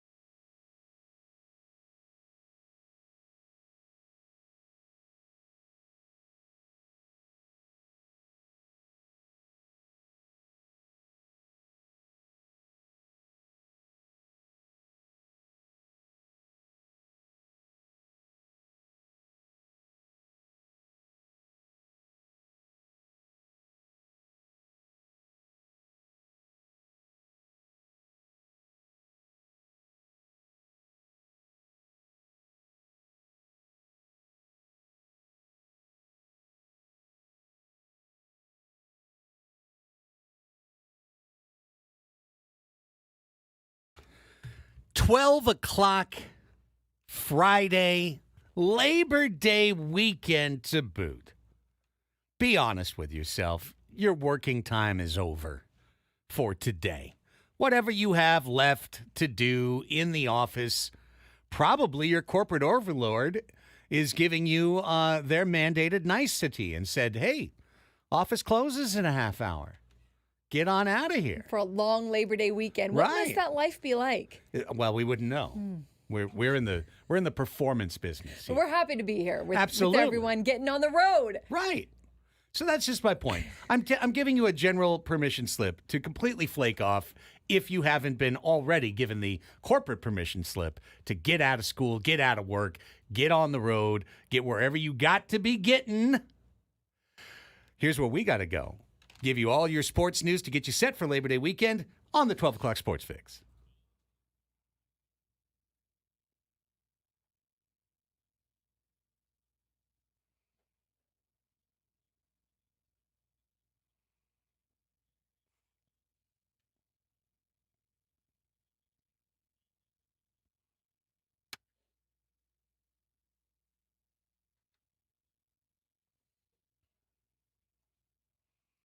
Plenty happening in the world of sports. We got it all covered for you on the 12 o'clock Sports Fix. We do this every day, Monday through Friday at 12 o'clock, and we get things started with Andy and the baseball news. All right, in Major League Baseball land, righty Brad Keller elected free agency after being waived by the Red Sox. Boston designated Keller for assignment on Tuesday when they called up Rich Hill. The Phillies are moving right-hander Taijuan Walker to the bullpen. Manager Rob Thompson told reporters that Tyler Phillips likely to take the open rotation slot. Walker has had multiple IL stints this year, and around those, he has made 14 starts with a 6.50 ERA. The Royals announced that first baseman Vinny Pasquantino, the Sasquatch, has a broken right thumb. Oh. Yeah. For the Did Royals. you see this play? I didn't. It was a completely brutal play. It was at the end of the game for the Royals. Their newly acquired closer, Lucas Ursig, who hadn't given up a run all year on the mound, and line drive. Ursig tries to barehand the line drive. It whams off his hand. He picks it up with his probably broken hand, throws it to Pasquantino. That throw puts Pasquantino's hand in the path of the runner. Runner smashes into his wrist and breaks his Just wrist. a terrible, One play. terrible outcome. One play could completely change the Royals season. One play. Sometimes you just got to let the ball go where it goes. Yeah. All right? Don't interfere. Okay, yes, he is expected. Pasquantino. That's one of those names, man. I know how it sounds in my head. Vinny but Pasquantino. Vinny Pasquantino. Vinny Bag of Donuts. He's scheduled for further testing today. The club says he won't be able to return for 6 to 8 weeks. That's a blow to the Royals. The Rangers have placed outfielders Robbie Grossman and old friend Travis Jankowski on outright waivers. Both are free agents at season's end. They can be picked up and brought onto playoff teams before September 1st, as can old friend Tommy Pham, who has been DFA'd by the Cardinals a day after being placed on waivers. Jordan Walker is being called up for St. Louis. Right-hander Vinny Natoli. Hey, Vinny Natoli and Pasquantino over there with the gabagool. He opted out of his minor league deal with the Mets and is once again a free agent. He'll head back to the open market and continue his 2024 tour of the league, as the Mets were the fourth organization to sign him this season. The Reds selected the contract of left-hander Brandon Liebrandt from AAA Louisville yesterday. Right-hander Casey Kelly was designated for assignment in the corresponding move. Is Casey Kelly an old friend? I feel like Casey... No, I don't know. Okay. Wait, maybe? Maybe. I don't know. Was he a prospect? Hang I on. think he was a prospect. He was a Padres prospect and then traded in the Adrian Gonzalez deal? Oh my gosh, think is he that was. the real? Is that true? I don't know. I'm gonna look this I'll up. do the rest of this and you can get back to us. Padres lost to the Cardinals yesterday. They split the series 2-2. They are in Florida now to take on the Tampa Bay Rays, who are 66 and 67. They are fourth in the AL East. It'll be Martin Perez on the mound for San Diego and Taj Bradley, who has a 7.96 ERA over his last 5 starts. He's given up 24 earned runs combined over those last 5. First pitch, I have first pitches at 3:50. That's what I have too. Okay, 3:50 p.m. on Apple TV Plus, and of course, right here on 97.3 The Fan. And don't forget, you can also watch it on TV and use the settings to put Jesse and Tony on while you're watching it on TV. Yes, you can. Suddenly occurs to me what a dumb start time that is. 10 minutes 3:50. until the hour. Not even 3:45. It's Tampa. That's a good things point. happen I in do have Tampa.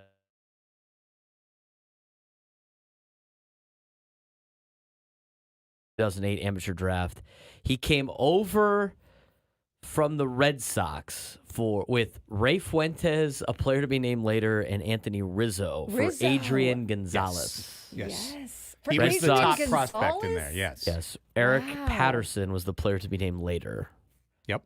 And then he was traded by the Padres with Ricardo Rodriguez to the Braves for Christian Bethancourt. Oh, wow.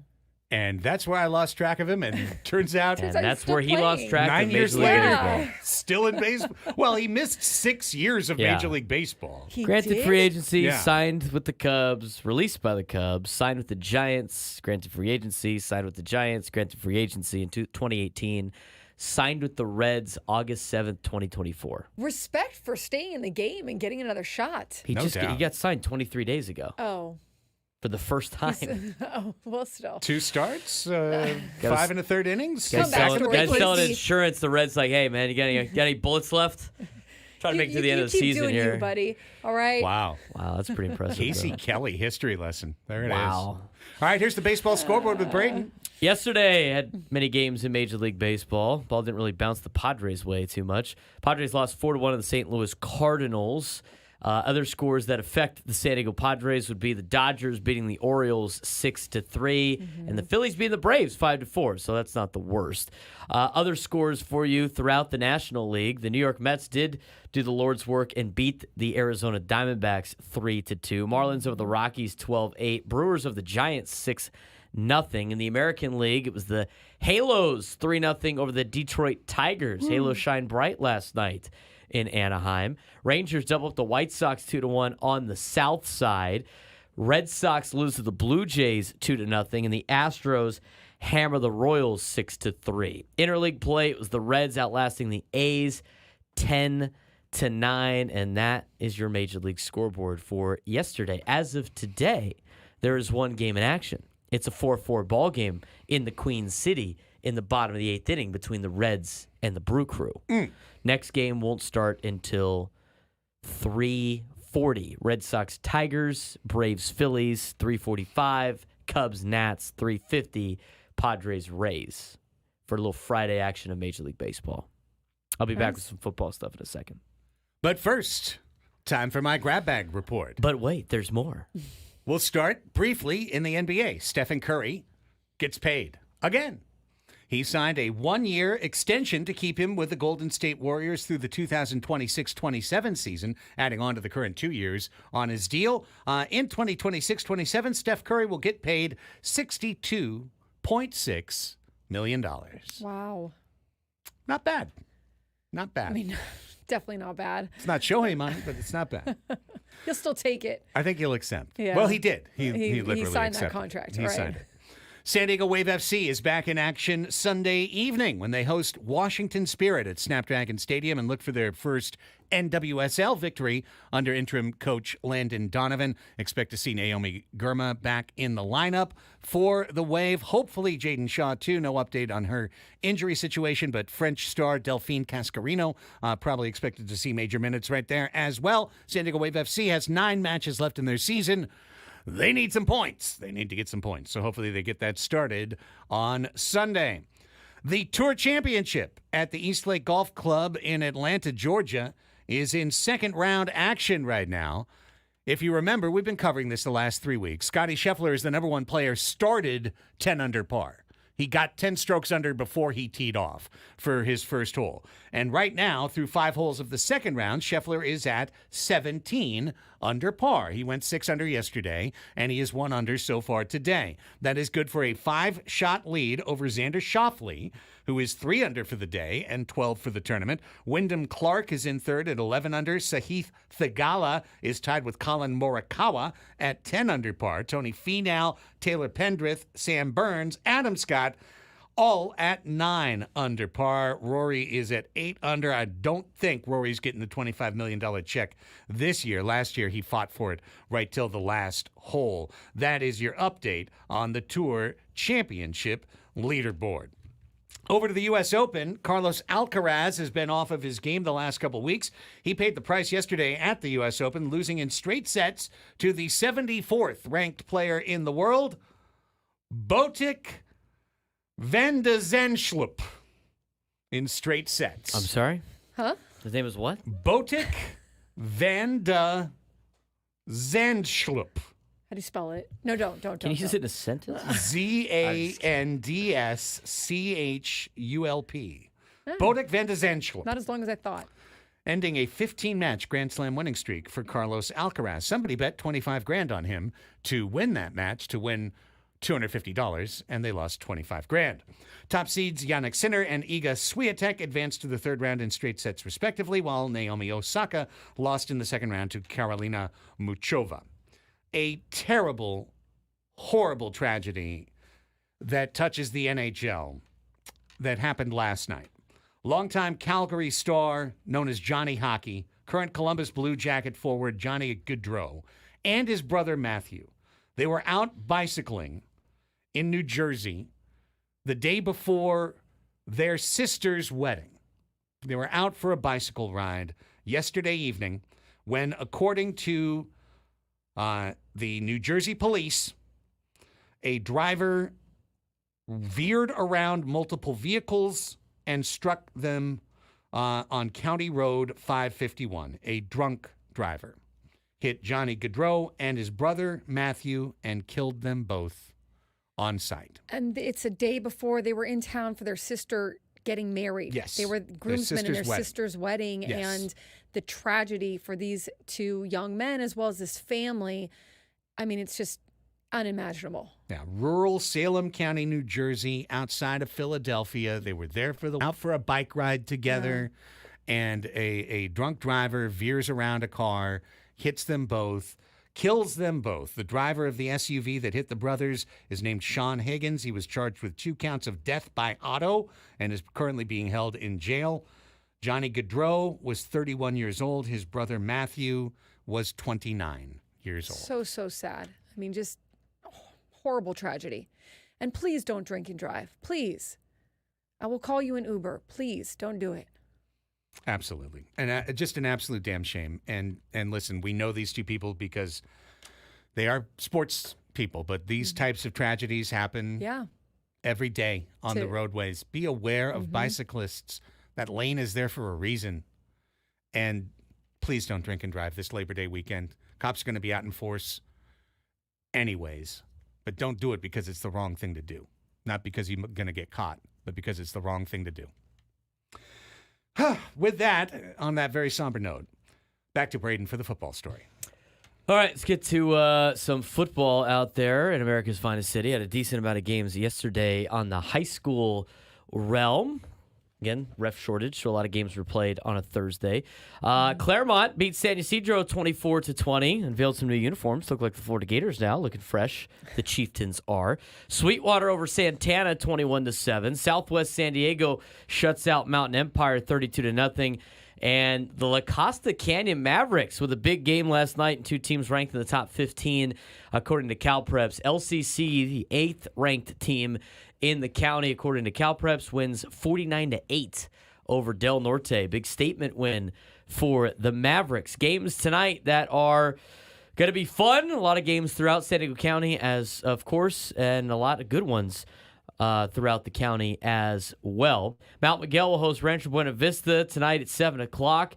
1-0 Matadors will take on the Longhorns, who are 0-1. Carlsbad hosts Palos Verdes at 7 o'clock in Seabad. Cathedral Catholic will host Chaminade tonight in Game 2, their first home game of the season. Madison Steel Canyon, always a good one. Torrey Pines is down at La Jolla. Oceanside travels down to Santa Fe Christian. St. Francis from the Bay Area comes down to take on the Helix Highlanders. St. Augustine is in Poway. Granite Hills is down in the South Bay to take on Mater Dei Catholic. Script Ranch and El Cap in Lakeside.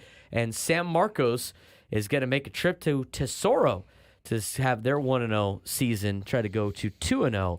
Those are the majority of the games this weekend throughout San Diego. And we'll have more on the update coming up on Monday with the debut of the America's Finest Football Show with Braden Soprenic, which will air on Mondays Hey, what? at 10 p.m. What? It will also re-air on YouTube on Thursdays at 7 p.m. Great stuff. You're doing a live show Monday nights? It will be recorded. You're on doing a recorded Sunday. show Yes. Monday nights? It will be aired Monday night after Monday Night Football and then re-air on Thursdays. But yes. The fever for high school sports is high. So, I love it. I have a fever. yeah. And the only prescription is high school football. Yes, so it'll be a high school football, some college football show You'll on Monday sneak- nights after sneak Monday some Night college Football. in.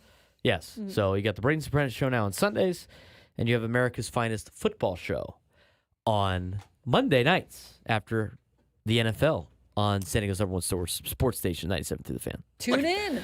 Fun stuff. More local programming, Always great. which is always good. Definitely. College football last night. Ranked teams, Missouri, they all took care of business. Missouri over Murray State, Utah hammers Southern Utah, Kansas over Lindenwood, which I still don't think is a school, and NC State outlast Western Carolina. They won 38 Hey, to 21. that piece of wood got a field goal, all right? Yeah, Lindenwood drilled a field goal. Good for them. The Lions. The Lions. Yes, we won. The new team of the Annie and Elsten show, the Lindenwood Lions. Oh, man. Games tonight in college athletics. TCU's at Stanford at 7:30 on ESPN. The Frogs are favored by 8.5. Nobody talked to me until tomorrow. Temple at Oklahoma. Oklahoma's favored by 42. Michigan State will host Florida Atlantic. They're favored by 13. Duke will host Elon, not Musk, but just the school Elon. Duke is favored by 24. Does he own that school? Oh. Is it named after him? No, it's not a pit bull not. Okay. situation. Although I'd love to see Duke host Just a pit bunch bull. of cyber trucks running around, breaking down.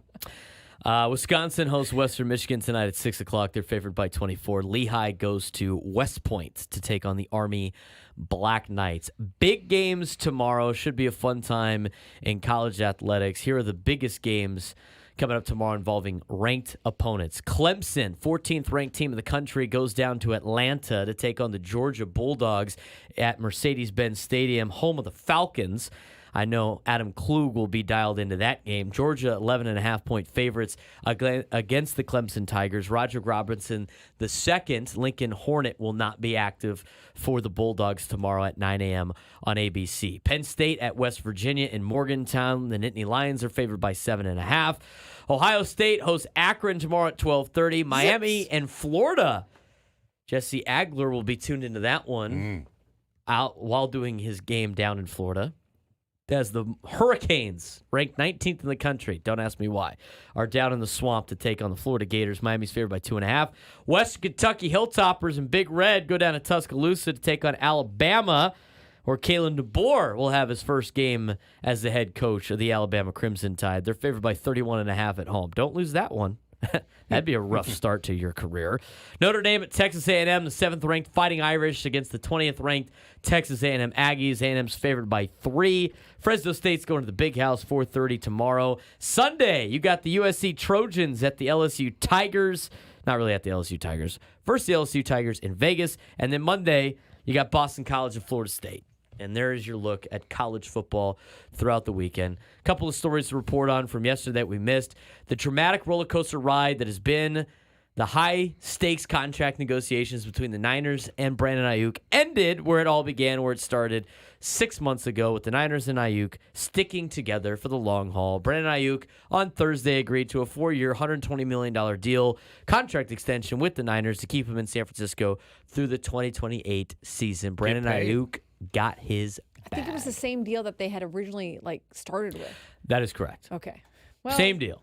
Sometimes you just have to go full circle with it. We just got to you talk know? about it. Right. And maybe It took a while, but they got there. I know. Yeah. I'm talking about Brandon Ayuk and the Niners. They just have to sit yeah, out and yeah. talk about it, and Yeah. maybe he can get a couple extra mil. Apparently not. Apparently not. Back right to where they started. Guys lost in the woods. Wait a minute. Didn't I see this tree before? Is this the same? But now they're going to be like, oh, well, we always want to be together. We're the best of We're- pals. Yes. Everything's great. Yeah, $30 million goes a long way toward mending friendships. That's right. I have 30 million reasons why this friendship is working. Speaking of best of buds, the Miami Dolphins have agreed to a 3-year extension with Mike McDaniel. Sources told ESPN's Jeff Darlington, keeping their head coach in South Florida. through the 2028 season. McDaniel's entering his third season with the Dolphins and has led them to the playoffs in each of his first two, joining Dave Wanstead and Don Shula as the only coaches in franchise history to do so. McDaniel is staying. No deadline for Cowboys' Dak Prescott. Oh, interesting. Dallas Cowboys quarterback Dak Prescott said he does not need a contract extension to be done before the season starts September 8th against the Cleveland Browns. But does Dak Prescott want it finished? I think it says a lot if it is, or if it isn't, Prescott said Thursday. But however, it doesn't really matter to me, to be honest with you. Why does it say if a deal is not completed? Just how people feel, Dak Prescott said. Wednesday, owner and general manager Jerry Jones was asked about what he needs to see from Prescott in order to get a deal done. And he went on to say his usual BS. You could easily say, if you haven't seen it by now, you haven't seen it, Jones said, I'm such a fan of Dax and appreciate all the great things that we all know that is there, and I appreciate his work ethic and yada, yada, yada, yada, yada, yada. Guy doesn't have a deal, no deadline. Dak's still going to play. Says something that the franchise quarterback doesn't have a deal yet, but I digress. There you go. There you go. I have an honorable mention. Honorable mention. Okay, well, I just forgot it. Well, lefty Samuel Aldeguerri for the Angels will take the mound against the Mariners today. He will be making history. He is the first pitcher born and raised in Italy in the majors. He grew up in Verona, Italy. So, for all you Italian people, All the Italians. you have This is full our day. representation Let's with go. the Angels. Yes. With all the Italian, with all the some cannolis and watch the game. yeah, sounds like some sugos in order, the manja celebratory. Mm-hmm. With all the Italian last names that have dominated Major League Baseball for so long, this is the first actual Italian. Yeah, the last Italian-born pitcher was Marino Pieretti, but he wasn't raised in Italy, and I'm not sure what happened to him. But Samuel here, born and raised in Italy. Born and raised in Italy to try to live up to all the American Italians that have done so well. Yes. Found his way to the baseball. baseball world. Yes. Unfortunately, it's the Angels. So what can you do? You know, beggars can't be choosers. That's so right. That's right. Italy, I'm Right. sure, is having a big celebration. Hey, over this. we're not beggars. We're just choosers. In our next segment, the NFL Eliminator, where we're going to choose to eliminate 6 more teams that we won't want to root for all year long in the NFL season. We do that when we come back, plus fast money before the hour is done. It's Annie and Elsten on The Fan.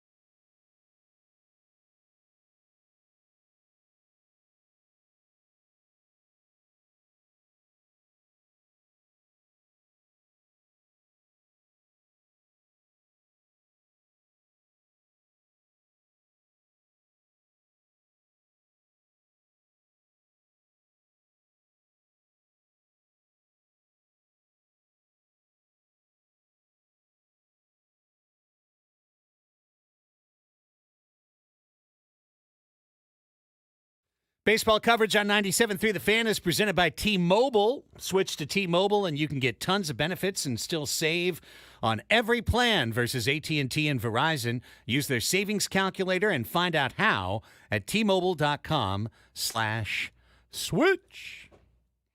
We switch things up here on Annie and Elsten. This is it's not going to be a long-term segment. It's just here for a good time, not a long time. It's the NFL Eliminator. We are down to 18 teams remaining out of the 32 that began the process. By next Thursday, we will be down to a team. We will eliminate it down to a team, and then I assume there will be some form of, what is it? Is it a blood oath? Is it a contract we sign? I don't know exactly what the procedure is, but that team will You have to get a tattoo. Yeah. Do we have to get a tattoo? Get a tattoo of the I don't team. know if I'm in on this anymore. I'm not sure we have You to get just a have tattoo. to. Not I me and have to get a Brayden. tattoo? It's you. Oh. I think your dog has to get a tattoo. Oh, poor Sammy. He won't even know what's going on. Then he has to get that spot shaved. Oh, poor dog. It would be horrible for him. Sam's out. Sammy should have a team collar. Yeah, we Maybe could get him a little Sammy has to collar. wear yeah, or a little little vest, yeah. bandana Little or something. football uniform. Yeah, Right. little football bandana you could put on him. Good stuff. That's the most I'm willing to go. All Okay. right, fair enough. All right. So because we didn't have a show yesterday, we have to cut 6 teams off this list today. We have to get from 18 to 12. So it's time to get to some hard decisions on NFL Team Eliminator. There's a couple of these that we've punted down the road that we may have to look at with cold, dark eyes. But first, is the computer working, Brayden? It's better than it had. Oh, hey, wow, that was fast. Let's talk about the Las Vegas Raiders. Let's. Because we've been holding off talking about the Vegas Raiders in our Team Eliminator. Let's dive into the black hole. Yes. Ooh. Whoa. Should we? I would. Okay. Hello. Because there's been this clip that I've been waiting to play on the show for a week. The computer was broken for like 4 straight days. No, it's working. It's working on the way out the door. We're getting closer here. Oh, okay. This thing's Almost taking forever working. to load. I'm vamping to get there. So the Raiders had like a fan fest. Let's just call it a fan fest. I don't know if it was actually a fan fest. We will say this, a fan fest. And so they had the local news reporter out. Oh, okay. This Right. is preseason. Yes. All the Hoopla, preseason, local news. Hey, I got a good idea. Let's interview this kid. Let's talk Kids to a child. always make a great segment. Right. That's great. And he's got the Raiders outfit, so this is going to be good, wholesome, Easy segment, right. fun content. Okay. Well, here we go. Oh, boy. Local Channel 13 in Vegas talking to this beloved young man. This kid looks like he knows ball. Yeah, he does look like he knows ball. About his Vegas Raiders fandom. Here we go. If you're so into the NFL, you know your Raiders, I can tell right here. How are you feeling with the team this year? We're not going to the Super Bowl. I already know it. We got a realistic Raiders fan here. This is odd. This is the first interview I've ever had like this. The Super Bowl chances are not good, but what is it going to take for the Raiders to have a successful season, you think? Not to get arrested. Okay, that's definitely an interesting one. I would agree with that. Yeah, getting someone in prison, that's going to hurt the chances. If you're so into the You didn't have to vamp through that, dude. You could have just laughed. Yeah. Not to get arrested is such a perfect answer for Yes. a Raiders fan about a Raiders team. We're not going to the Super He Bowl. knows his team. I already know it. Now I like the Raiders more. I'm with this kid. What I wrote, folks, on the rundown is this elimination of evidence against the Raiders, or is this in favor of the Raiders? He's Fan of grown up- approval. They make the next round. He's grown up listening to his dad talk about so and so's in jail again. Yeah. And he had the Some little finger. You receiver. couldn't see this on the radio, but he had the little upward finger point. He was like, "Not get arrested." Classic. All right, the Raiders advance. They advance. The Raiders advance. Raiders Stadium looks like a giant Roomba vacuum. It's true.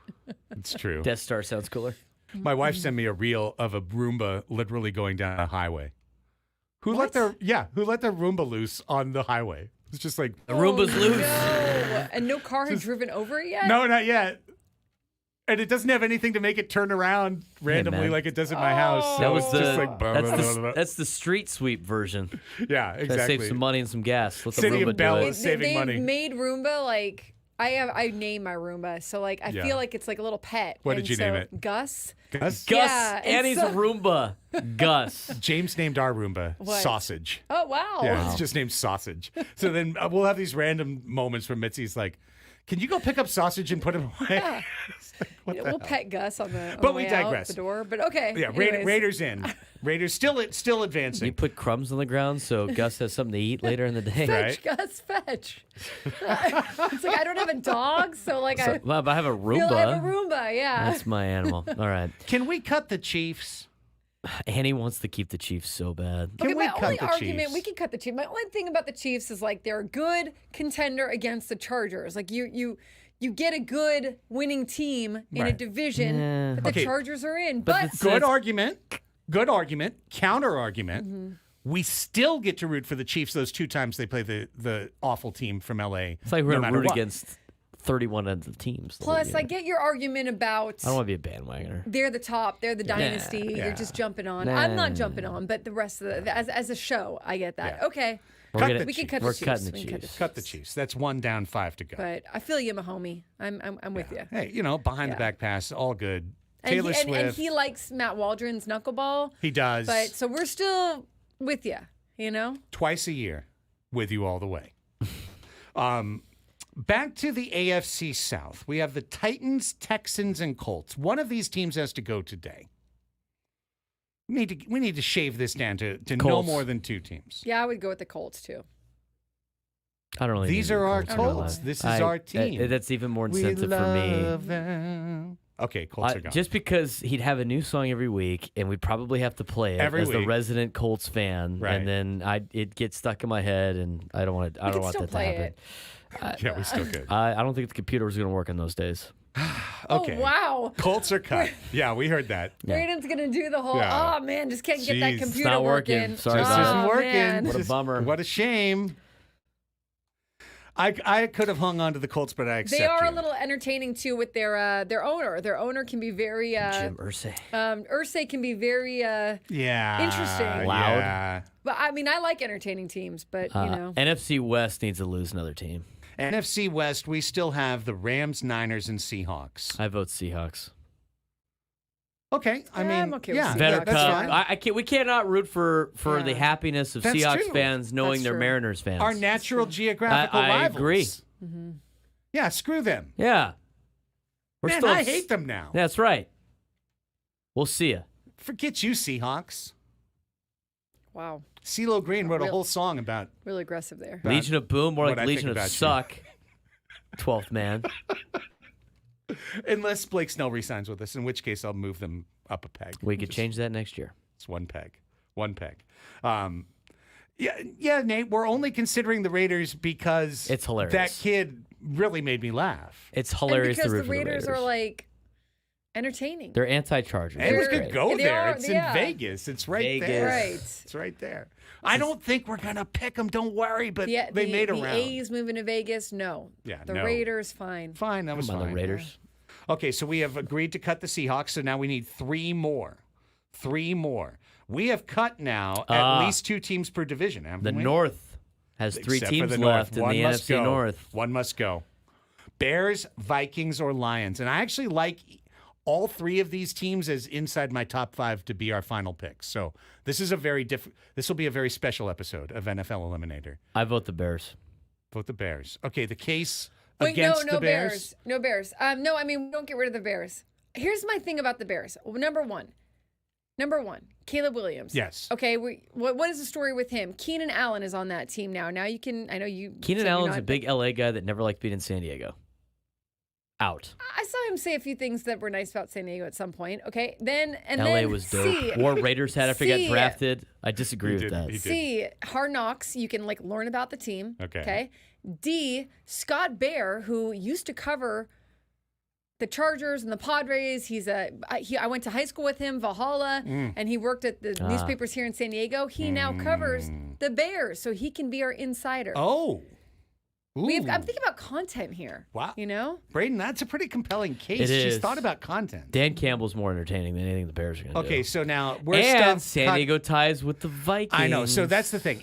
So Annie, I'm with you. But if we keep the Bears, that means we either have to cut Kevin O'Connell and the Vikings, or we have to cut And the Brett Ribbon. kneecap biting Lions. And I like their swag. And I like them too. I like their swag. And I think the Bears So are this is going to be hard. poor. I mean, these are 3 tough ones. Do we want to just punt it and go to another division? No, you got to make it's. No, we punt it. You got to make decisions. Every one of us should be able to have a survivor Yes, save. I agree. That's my survivor save. All right, you're putting your veto on Bears. That's right. All right. Okay. Can we just cut the Cowboys? Sure. Yeah. I'm still going to root for them, but go That's ahead. fine. Let's cut the Cowboys.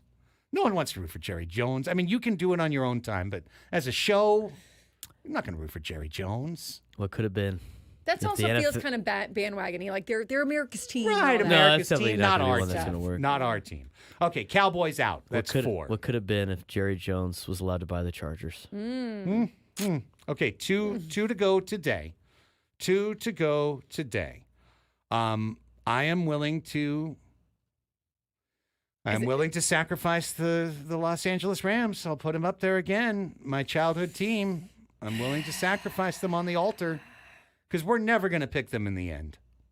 So I'm just trying to think What about was our deal on the Bucks? the pirate ship. That was only good for a pirate day. ship. We can blow them out today, right? I That think was it's good time to for a put some day. cannonballs in the pirate ship. Yeah. Okay. Yeah. I don't like Baker Blow out- Mayfield blow anyway. We out the still are Bucks. with the pirates of the sports world. Yes. Yeah. The concept of Any kind of pirate. Any pirate, one more yeah, team. the concept of Or it. Walking pirating. the plank and all Yeah. that. Yes. okay. One more to go. Eagles. Blow out the East. Yep. They're on their last limb. Yeah, are we really gonna root for Philly? Then we're gonna have to eat Think about it. cheesesteaks. Yeah. I mean, I like Then- cheesesteaks, but just think about Yeah, I how like cheesesteaks, think too. about how obnoxious Phillies fans are and know that you're rooting for them to be, Right. which they all like the Eagles more than they like the Phillies. They grease up the light Yeah. poles. I don't need. You know what? Oh. to for prevent as- people for as- climbing them. Fine. Evil. For as miserable as those people are in Philly and how miserable they treat people that go to Philly, why would you want them to be happy? It's fair. No. It's fair. I'm out on Philly Yeah, fans. and now the whole NFC East is out, and I feel cleaner. I feel cleaner as a whole. That's a bandwagon division. Yeah, who needs and all they talk about on ESPN? Oh, the NFC East, like forget it. Not our team. All right. We're Yes. down to 12. We're down to 12. The final 12, the dirty dozen. Who are they? Nobody circles the wagons Like the Bills. like the Buffalo Bills. Baltimore Ravens. Cincinnati Bengals have flown under the radar. They have Bengals. they've They been have floaters. just flown Floaters in under the the NFL radar. Big Brother house. We haven't even talked about them one time. Yeah, you're right. We've just skipped them entirely. That's my first team to cut on Tuesday. Fair. Titans of Tennessee, the Texans, the Raiders, Yeah. Bears, Vikings, Lions, Saints, That division, man. Rams, Saints. Niners. Okay, it's getting tough. It's getting closer. It's getting closer. Now, there's still some teams in there that I definitely won't root for. So I know. Us Eagles fans are nice. That's funny, buddy. That's a funny one. Eagles fans are I just nice. remember I went Sure. when I was doing the out and abouts, and the Eagles were playing the Chargers, and one of those, they sing, E-A-G-L-E-S.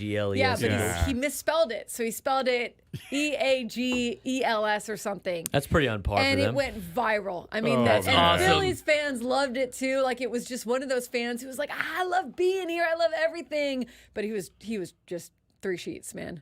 All right, we got to take our break. When we come back, it's your last chance to qualify to try and go to Resorts World Las Vegas for a free 2-night stay with tickets to see Carrie Underwood Reflection. It is Fast Money, the bonus round from the very popular Family Feud game. We're going to play Fast Money when we come back, so we need a contestant. 833-288-0973 is our phone number, 833-288-0973. Call up now. We'll get you lined up, and we play Fast Money next on The Fan.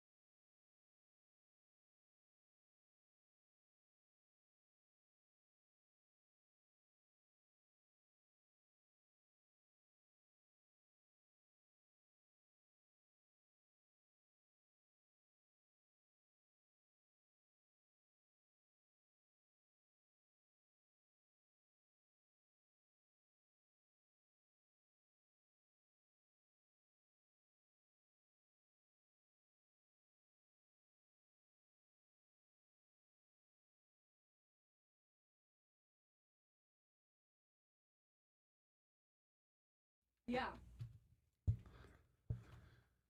Carrie Underwood has returned to Las Vegas with her critically acclaimed production, Reflection, the Las Vegas residency at Resorts World Theater. Tickets for performances continued through spring of 2025. On sale now at AXS.com and RWLasVegas.com. Or win fast money right now. Become the last qualifier for our end of the month grand prize drawing, and you might be the one to win tickets to Carrie Underwood and a 2-night stay at Resorts World Las Vegas. Let's play fast money to close out August.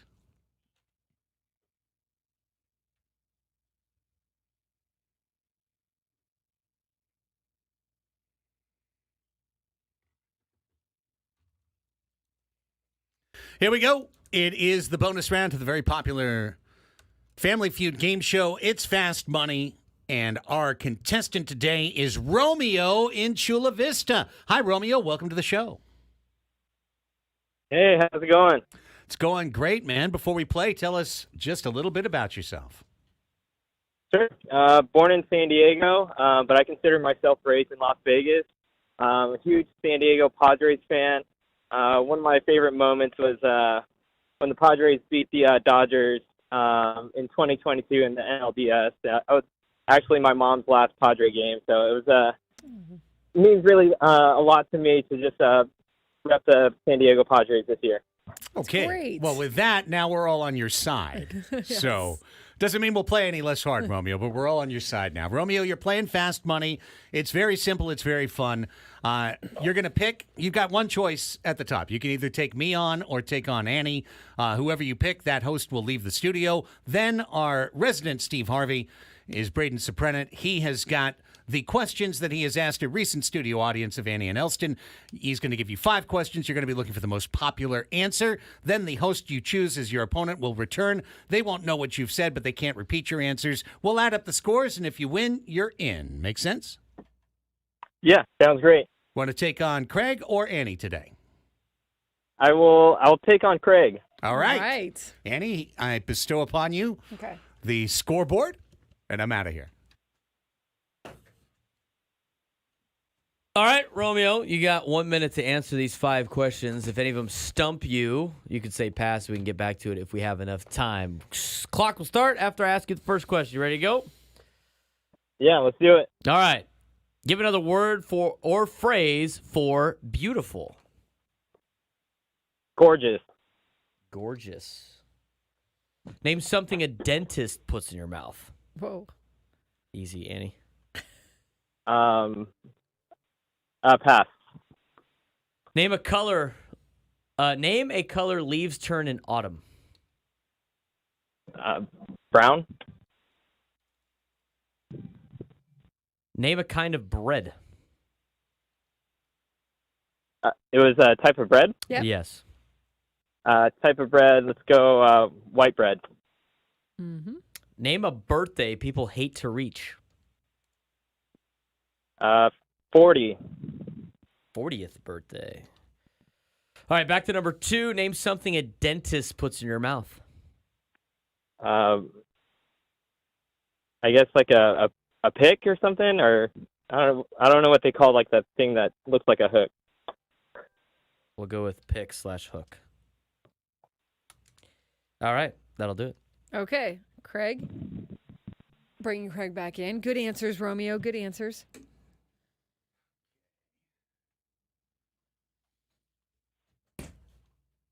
All right, I'm back. 1 minute on the clock after I ask you this first question. Give another word or phrase for beautiful. Gorgeous. Try again. Well, that's the easiest one, I guess.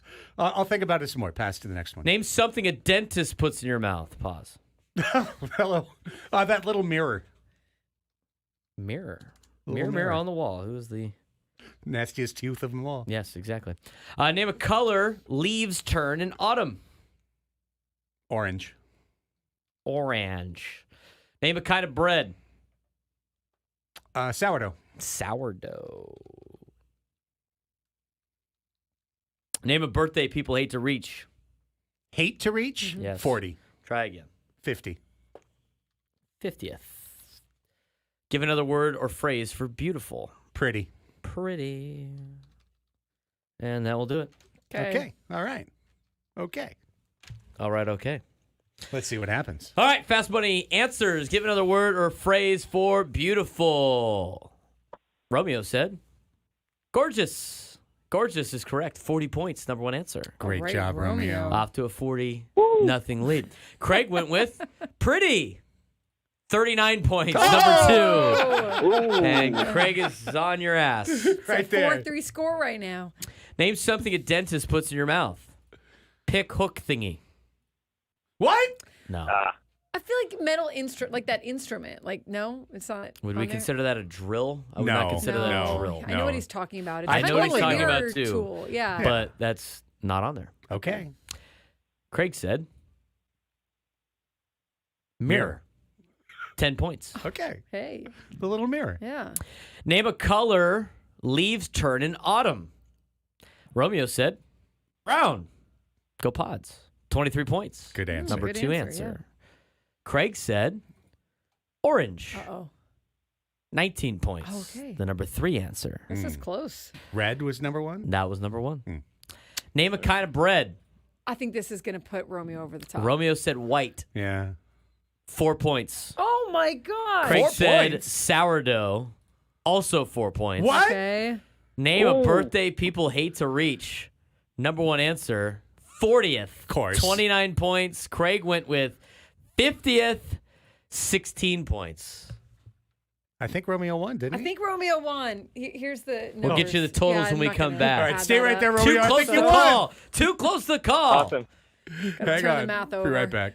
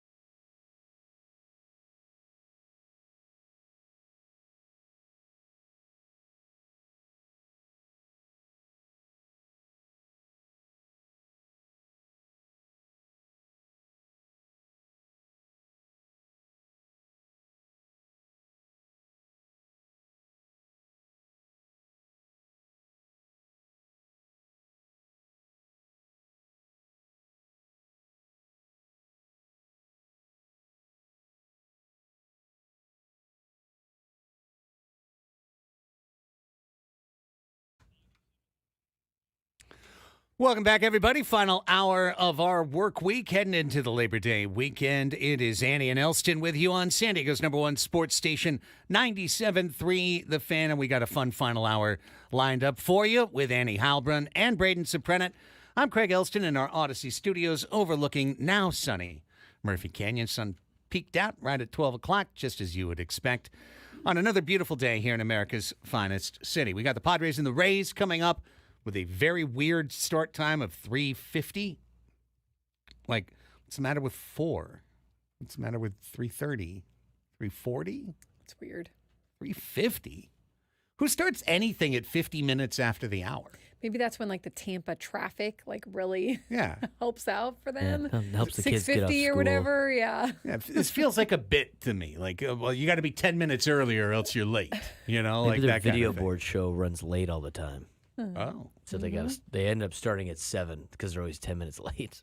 Regardless of the why, the how is, just the what is, Padres baseball, and the when is 3:50 this afternoon here on The Fan. And congrats to Mario, who won the game. Yes, we did the math, 96 to 88. Romeo beat me in fast money today, and he is the final qualifier of the month for the Grand Prize Vegas drawing to Resorts World Las Vegas, and he won it on that last question of the birthday nobody wants to celebrate, 40. See, and I think it's true that 40 is the number one because no one wants to turn 40. You're young before that. Right. By the time I thought it would be 50, but by the time you turn 50, you've already turned accepted. 40. That's exactly it. So old. now every decade beyond that is a celebration. Yes. I'm still alive. Absolutely. I made it to 50. I wasn't upset about 50. 40, it was like, dang, middle age. There it is. Can't escape it. I'm 21, so I know. yeah. How long have you been 21? Right now, it's time to welcome a new guest onto the show. Obviously, So 1 as year. long as one 1 year. year. As Long as needed. Until the sun comes around again next year and she's 22. That's right. Got it. Come on. Uh-huh. Come on. Got it. Like to welcome on the 97.3 The Fan hotline, Dr. Aurora to Annie and Elsten, making his debut. Sharp Memorial orthopedic surgeon and sports injury expert, to give us a little insight on sports medicine here with you on the Annie and Elsten show. Dr. Aurora, Craig and Annie here with you. Should we call you Dr. Aurora? Just Doc? What do you think? What should be our protocol here? Yeah, I'm okay with That's perfectly fine. So, yeah, Dr. Aurora or perfectly fine by me. Outstanding. Welcome to the show, sir. Tell our audience a little bit about yourself and your background. So, I'm a native San Diegan. I was actually born in Chicago, but my parents moved here when I was around 2 years old. So, I like to say I'm a native San Diegan, but my wife was actually born here. So, she has that on me. Did my training all through the Southern California and Northern California area. My background is in orthopedic surgery with a specialty in sports medicine. Trained at USC and then came back home to practice and now currently work for Sharp Reese Steely and the Sharp Healthcare practicing sports medicine and orthopedics. It's great. Incredible stuff. All right, so as a quick disclaimer, we're going to obviously ask you about some Padres. We're going to ask you in general about some sports injuries. Obviously, you haven't been examining Fernando Tatis Jr. or taking a look at the x-rays of his stress reaction. So we understand going in, just wanted to throw that disclaimer out there, that we're doing this in the more broad or general sense. But let's start with our beloved right fielder. He's been out since June 21st with what's described as a stress reaction in the femur. Now he's been running, he's working, he's expecting to come back shortly. What should people be looking for in terms of Fernando and his return from this specific injury? Yeah, I'm actually excited to see him running on the field. The Padres have been pretty tight-lipped on the nature of his injury as far as the specifics on where this sort of stress reaction is. But obviously they've kept him off the field. They've really made him just take it easy for several months. And so, when he comes back on the field, it's something that's going to be a work in progress to see how much time he has in the field. That's going to be probably a little more stress on his body and his lower extremities. But certainly, it would seem that with batting and maybe the gentle running, he should be pretty good. But again, like all these injuries, especially when he's been out for some time, there will be a little bit of a time of adjustment for him to getting on the field. There's been talk from his camp, and that's been reported that when he comes back, he won't be fully healed. The stress reaction won't be fully healed. But I would love to kind of get into how that works. Like, does he have to hold back in certain areas? And again, we can't go into the specifics of Fernando Tatis Jr., but maybe just kind of an explanation of the difference between a stress reaction and a stress fracture, and how someone might be able to come back when it's not fully healed yet. Yeah, that's a really good question. I think a stress reaction is something that occurs at some point along the bone. It could be where a tendon, inserts onto the bone, or it could be an area where the muscle belly lays on the bone. But in some ways, there's a reaction where the bone is either injured or maybe has a little bit of inflammation within the bone. Somehow the bone itself isn't quite normal. Certainly, if that sort of stress reaction continues to become symptomatic, increase in size, the fear is that actually can turn into a real fracture, whether that be a stress fracture or a fracture that would be a little more problematic for healing. So I think they're being very careful that whatever they thought was going on with the stress reaction, and with that, his symptoms probably preventing him from being the player that he wanted to be, they decided that shutting him down would be the best bet to make sure that doesn't become something more problematic in the future. It's possible that when he comes back, like you mentioned, Andy, that he will probably have to have some adjustment. Maybe he'll play a couple games here, take a day off, maybe play the DH before being on the field. Some way of kind of slowly progressing his activity to a point where he can be a little more at that 100% level.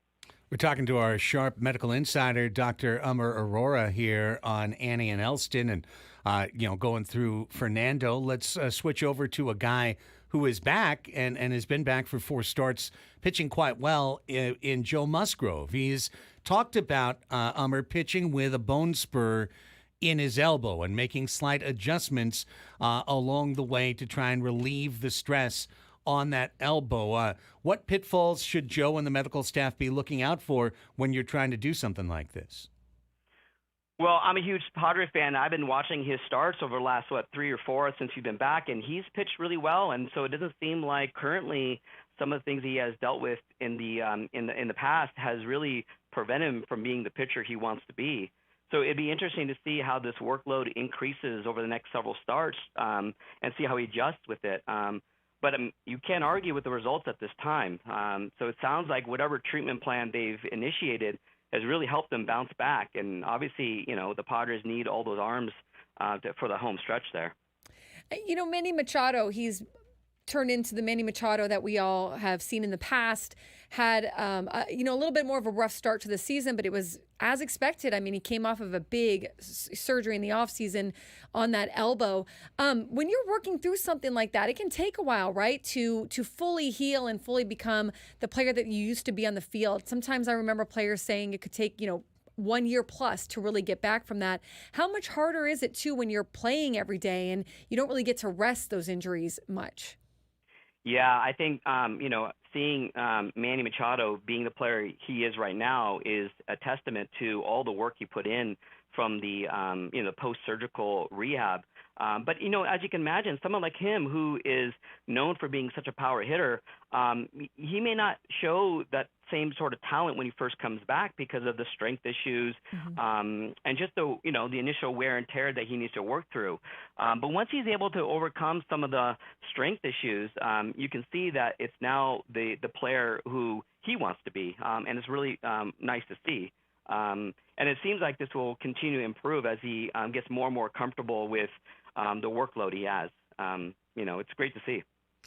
Umar had a kind of general question about Tommy John surgery because the first Tommy John revision surgery is one that has been so successful in really for decades in Major League Baseball, in college baseball, high school baseball. And you've seen guys come back throwing even harder, stronger than before. But then now we've gotten to the point where we've seen a number of guys have a second Tommy John surgery. And there's certainly some cases, and Nate Eovaldi is one of those cases of a guy who's gone to an all-star game a couple of times with 2 Tommy John surgeries. But then again, I look up the road. Of course, Shohei Ohtani is trying to come back from his second Tommy John surgery. Walker Buehler came back this year. He's not been very good at all. Dustin May has not found his way back. It seems like going in once, no problem. Going in twice, a little bit more of a problem, huh? Yeah, you're absolutely right. What's so interesting about this is that when the large amount of patients were going through Tommy John, it was a little bit unpredictable as far as how much they'd be able to bounce back to the level they want to be. And like you mentioned, a lot of those players have really come back, in a really positive way, even sometimes stronger or pitching harder. What's going to be interesting here is that there's not a lot of long-term sort of studies or cases where the second or third Tommy John patient, how are they doing? And so some of these players are coming back to the level that we would always hope them to is really really a positive thing for these revision Tommy surgeries that invariably are going to come out, as more cases come through.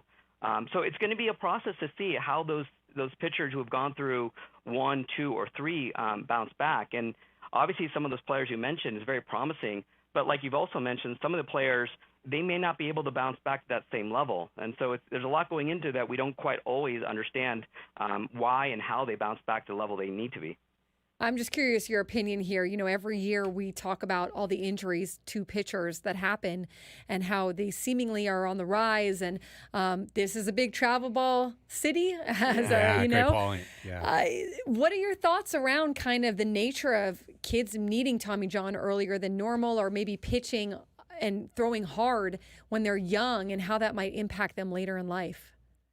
Yeah, I mean, the paradigm in the orthopedic community has always been to somehow have a balanced athletic sort of career.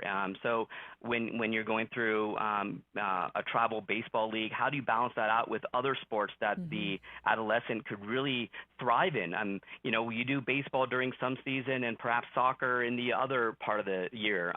But it's hard when the pressure in the environment and you see people continuing to work on the one craft, and in some ways you feel almost behind if you're not part of that sort of wave.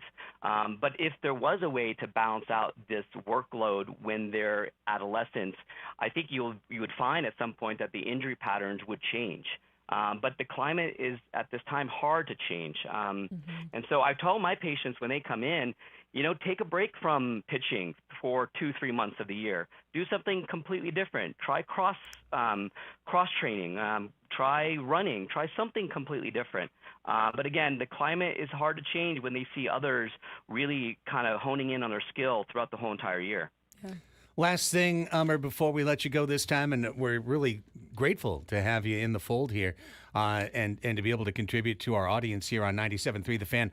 Just really, this is super broad, so you can take it any way you want. But Labor Day weekend coming up, a lot of folks are going to be out on whether it's golf courses, ball fields, football, baseball, basketball, so on. And when you get 45 plus, all them weekend warriors, joint pain, right? Whether it's shoulder, whether it's elbow, whether it's knee, joint pain is going to be a major issue. What's kind of the general advice you give to folks that come into your office that are dealing with kind of that middle-aged, repetitive stress, joint pain, and they're trying to go out there and, whether it's golf, basketball, whatever, keep their athletic excitement alive? Yeah, I mean, I deal with it myself. I try to do the same thing. I think, our mind is younger than sometimes our body as we get into this age group. And I tell my patients, you have to continue to do what you love, but at some point there may be a limit on how much you can enjoy that activity. So, if you enjoy playing basketball on your court, 3 days a week, maybe you cut it down to 1 day a week so you can give your body a little bit chance to recover and heal. I mean, the bottom line that I tell my patients is, if they've done an activity and they're pretty sore the next day, that's pretty good as long as you recover. But if that soreness lasts 2-3 days, maybe it's time to change how much you are actually being engaged in that activity. Of course, stretching and those type of things are so critical before the activity, but also afterward. I think as we get older, we lose some of our flexibility. And so if we can continue to work on our flexibility, it could really help for injury prevention as we get into that age group. Stretching good. See? I knew it. Yeah. Dr. Aurora, thank you so much. Our sharp memorial orthopedic surgeon and sports injury expert. Appreciate your time on the air this afternoon. Thank you. Thank you, guys. Have a great weekend. You too. Dr. Elmer, dishing the info. It's always good to know a doctor and be like, hey, what about this? What about that? Yeah, then we can say we have him on call. Yes. We've got Dr. Elmer on call. Sometimes, honestly, as organizations have gotten more and more tight-lipped about things, it's good to just have an explanation of the injury. I mean, we do it all the time for the Union Tribune. Like you call, you're not talking to the guy's doctor, but it obviously said be against HIPAA too, right? But you're talking to someone who understands injuries and can explain a little bit how an injury reacts in the body or in certain bodies. And then, maybe it's a little, we've seen with guys like Xander or Fernando, maybe they come back a little sooner, maybe a little later, but you have kind of an idea of how the injury works in the body.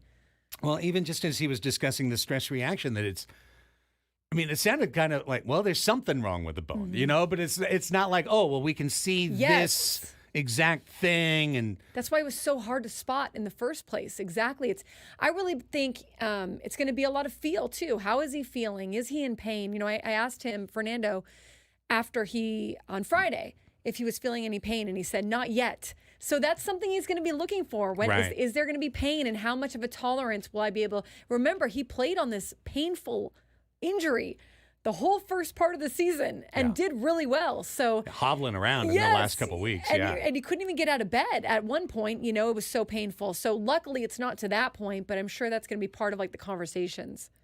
Really interesting stuff, and we appreciate the doc for joining us here today. All right, when we come back, Media Melanie is waiting in the on-deck circle. Hopefully she is all stretched out as well. She's ready to go. She's always ready. Stretched, loose, ready to roll. She's got a streaming television recommendation to offer you for Labor Day weekend. We are back with that next. Ask Us Anything to wrap up the show. It's Annie and Elsten here on The Fan.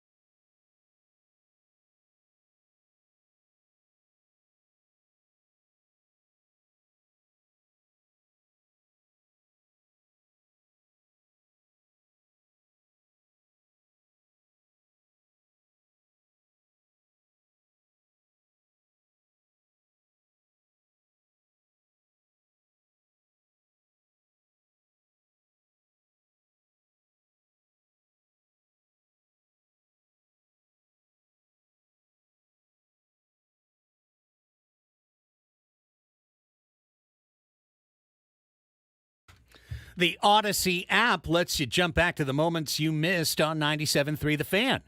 So while you're listening to 97.3 The Fan, you can see what you missed, and then you click to listen on demand. If you missed a guest or a feature, maybe our NFL Eliminator segment from 12:20, we've got you covered. Just download the free Odyssey app, search 97.3 The Fan, tap earlier today, and then you're underway. Your journey of discovery begins. All right, it is time for our regular Friday segment.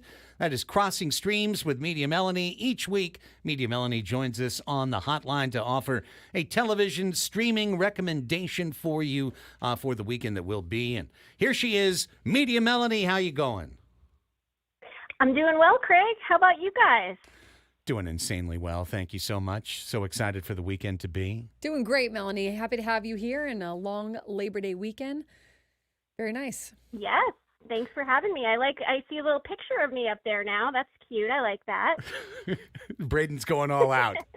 How about it? Love it. We Thanks, like it. Braden. All right. Well, each week you come in prepared with a television streaming recommendation for us, and then I'll either give you something or I'll react to something that you've put up in the past. That's what I've got for you today, is watching one of your previous recommendations. But what do you have for us today?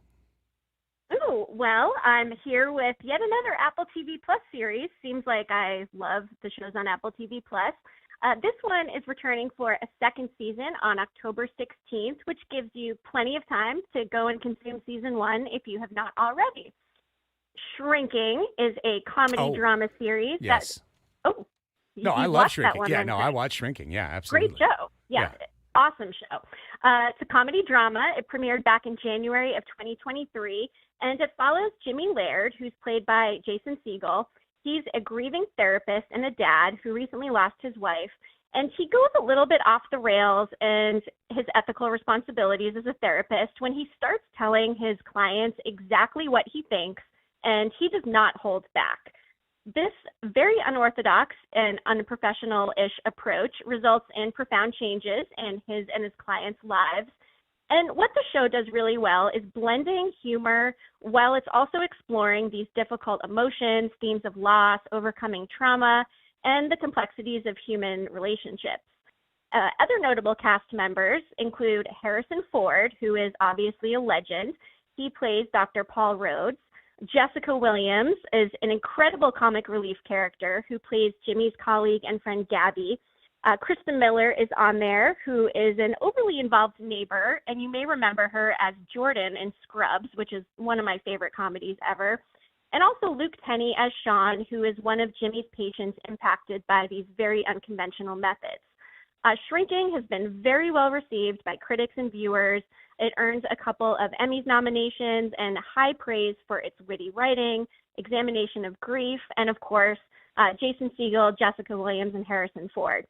And there are 10 episodes in the first season. You can stream all of them on Apple TV Plus. And if you're looking for laughs, but also kind of an emotional journey with a really strong cast, this is an absolute must-watch. And bonus, the episodes are only about 30 minutes, which makes it even easier to consume. So I love this show, Craig, and cannot wait for it to come back in October. Yeah, agreed. Shrinking, really good. And, you know, when you talk about Bill Lawrence, like you said, you're talking about Scrubs. You're talking about some of the great recent comedies over the last 20 years. There's a lot of heart to Shrinking. My journey with this show, I mean, Jason Segel is the star, but I think you really walk away from this show talking about Harrison Ford and also about Jessica Williams. She's extremely funny, and to me, kind of, I don't want to say takes over, but commands all the scenes that she's in. I think she really raises the energy level on the program. Jason Segel is good. I didn't buy into his character at the beginning of the year, or at the beginning of the season. I did so more as the season progressed, but I think he's trying to be a thing. I don't know if he's that thing exactly. But the rest of the cast is just really good. There's a lot of fun to it. It's light. And I think Segel's good. Don't get me wrong. I think he's good too. But yeah, I agree. This is a good one. I did not know that season 2 is popping here, but 2 weeks away, October 16th looks like. So it should be a ton of fun. Yeah, definitely, and really couldn't agree more. Jessica Williams is really such a bright, shining star in this show, and really Harrison Ford too. This is kind of a different role for him, and just it works really well. So, hope everybody gets out there and watches it. Shrinking season 2 on Apple TV Plus. Now, yes, you are our unofficial Apple TV Plus correspondent, because yesterday I finally got the chance to dig in on Bad Monkey, and which you recommended a couple weeks back, I believe. I did. Yeah. The TV adaptation of the Carl Hiaasen novel, which I'm pretty sure now that I've watched 2 episodes that I have read. I'm pretty sure I read this novel in the past. I've read a few Hyacinths in the past, but they're really, described as beach read type novels, or, I used to call them airplane read novels along the way. But I have found that show to be entertaining, very colorful, and for Vince Vaughn to inhabit the snarky, fired detective character. I think he's doing quite a good job being his irascible self. So, yeah, all good. Checking back in to say Bad Monkey, I recommend as well. Yes, I'm glad you like it. And I think we're up to 4 episodes now. They've all been equally as entertaining. There's some twists at the end of each one. So, yes, get on that, people. Good stuff, Media Melanie. As always, we appreciate your recommendations. Let everybody know how they can follow you over the course of the week and all of the content you create. That's right. You can follow me at Media Melanie on all the different platforms, and then subscribe to MediaMelanieTV.com. Perfect. Thank you so much, my friend. We'll chat with you next week. Sounds good. Have a great weekend, guys. Thank you. You too. Enjoy the Labor Day weekend, Bye. Media Melanie. It's just one more night that you can go binge something. I watched Shrinking. I'll watch the second season. I love the first season, and it left you with a total cliffhanger, and the characters were so good. It was a fun show. I think. How many times have we done a show and then you've actually watched it? I think rare. This It's is very, like very one rare. of one or one of 2 so far. That's awesome. So you really liked it. Oh, I really liked it. Yeah, it was a good one. It was a Jessica good one. Williams is funny. Yes, and on like that show. the whole even the first episode is just hilarious on that show. That he's just like partying, and then you find out it's dark humor, which makes it fun. See, that's what I mean. That whole manic 3 a.m. at the pool guy, Yes. I didn't really believe that in his character, especially how great a daddy is to his teenage daughter. Teenage daughter's a good character on that show. And the as other well. shrinks in the office with him. Yeah. Fantastic. Yeah. Check it out. Shrinking, Bad Monkey too. Hey, listen, if you're just pulling up your Apple TV Plus today.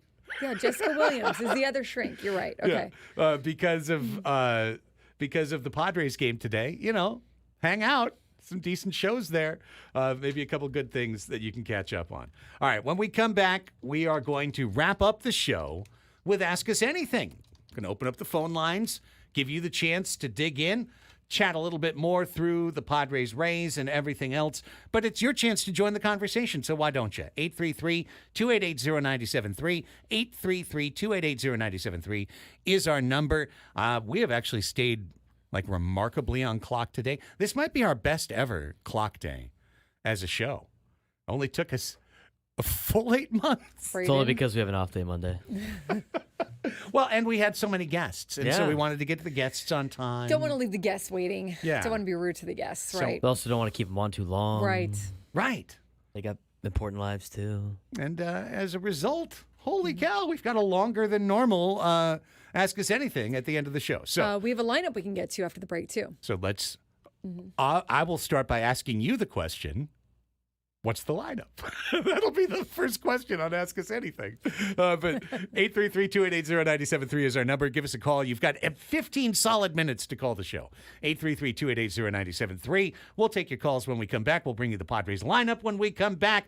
We will put Annie and Elsten into a nice tight bun and pop it in the oven when we return on San Diego's #1 sports station, 97.3 The Fan.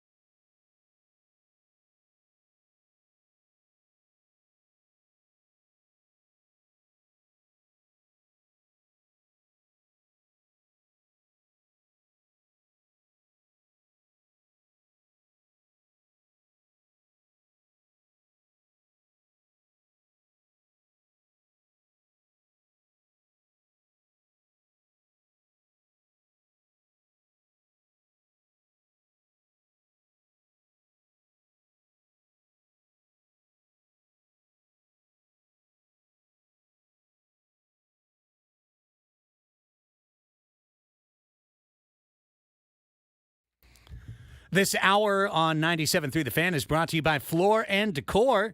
Unbeatable prices, unmatched in-stock selection. Floor & Decor has more styles of laminate, vinyl, tile, wood, and stone for anyone looking for the right look at the right price. Your next beautiful space is at Floor & Decor. Floor & Decor, unbeatable prices, unmatched in-stock selection. Last liner of the week. Hey. Stay tuned. It's a very short show for Gwen and Chris, but they're going to have Tanner Scott on said short show. Very cool. Yeah. Fired up to hear from Tanner Scott. He's fresh and ready to go. Talk about his back-to-back pitching days. Back to back. to back. Well, he's had 2 days off now. He should be fresh as a daisy. Yes, I'm sure he is. Should be ready to roll. Might be today's closer. Well, no. Suarez was off yesterday. So should have options. Adam Scott Suarez lined up. We know what the morning show calls him. I do. Adam Scott Suarez. Got to bring that. That peach home. Bring that peach. The law firm. The law firm of Adam Scott Suarez. Oh, man. All right, here it is. Last segment of the week. Time to ask us anything.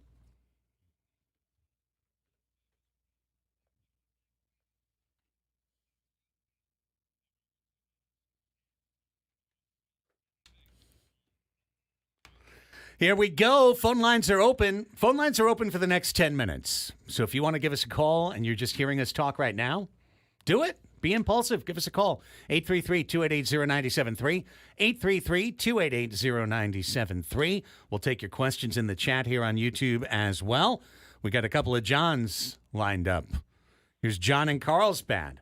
Hi, John. You're on with Annie and Elsten. Ask us anything. Hi, Annie and Elsten. I love your guys' show. Huge Padre fan, so I got a Padres question. Can't wait for Toddy to come back, but when Tatis comes back, there's been a debate in my office. Some people think that his energy is going to negatively affect the mojo that's going on with the team. What do you guys think? Can Schulte manage the team, especially when Toddy comes back? We just get even better. I think so, John. I really do. And I understand, Annie, why. We've talked about it before, right? I mean, 2022, Toddy wasn't here. He was out the whole year.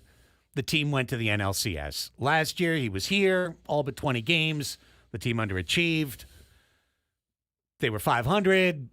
He got hurt. They went on a run after the All-Star break. So it's the old classic logical fallacy called correlation equals causation.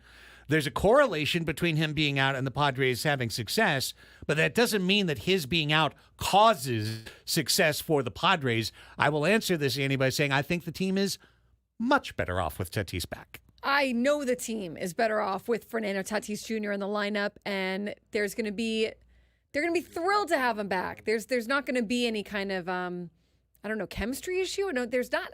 These guys are waiting for this guy to get back. They're stoked. They are. So I think this is just going to help them and kind of shoot some, infuse some energy in a team that's really had a long season and is trying to make it this last leg into the playoffs. But John, I do appreciate the question, and I appreciate you listening to the show. Absolutely. And hey, I think it's well said by I Need Money in the chat. Tatis has been there. He's been around the team. He's cheering on the team. They still love a this part guy. of the team. He loves them. Right. Yeah.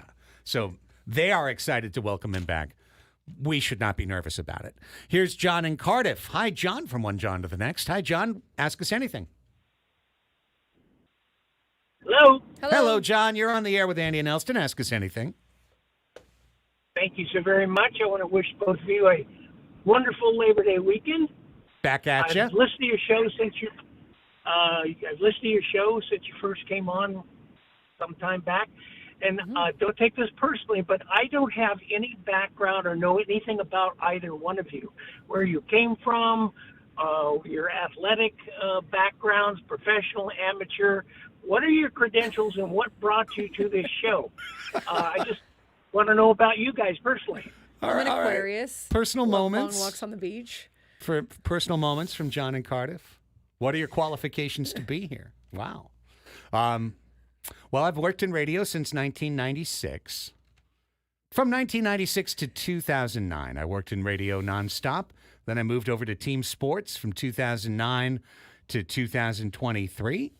And back here on the radio starting January 2024, I've announced for UCSD, San Diego State, San Diego Soccer, San Diego Padres, worked on the Chargers pre- and post-game and halftime shows, Aztecs pre-post, hosted Padres Hot Tub Podcast for the last 7-8 years.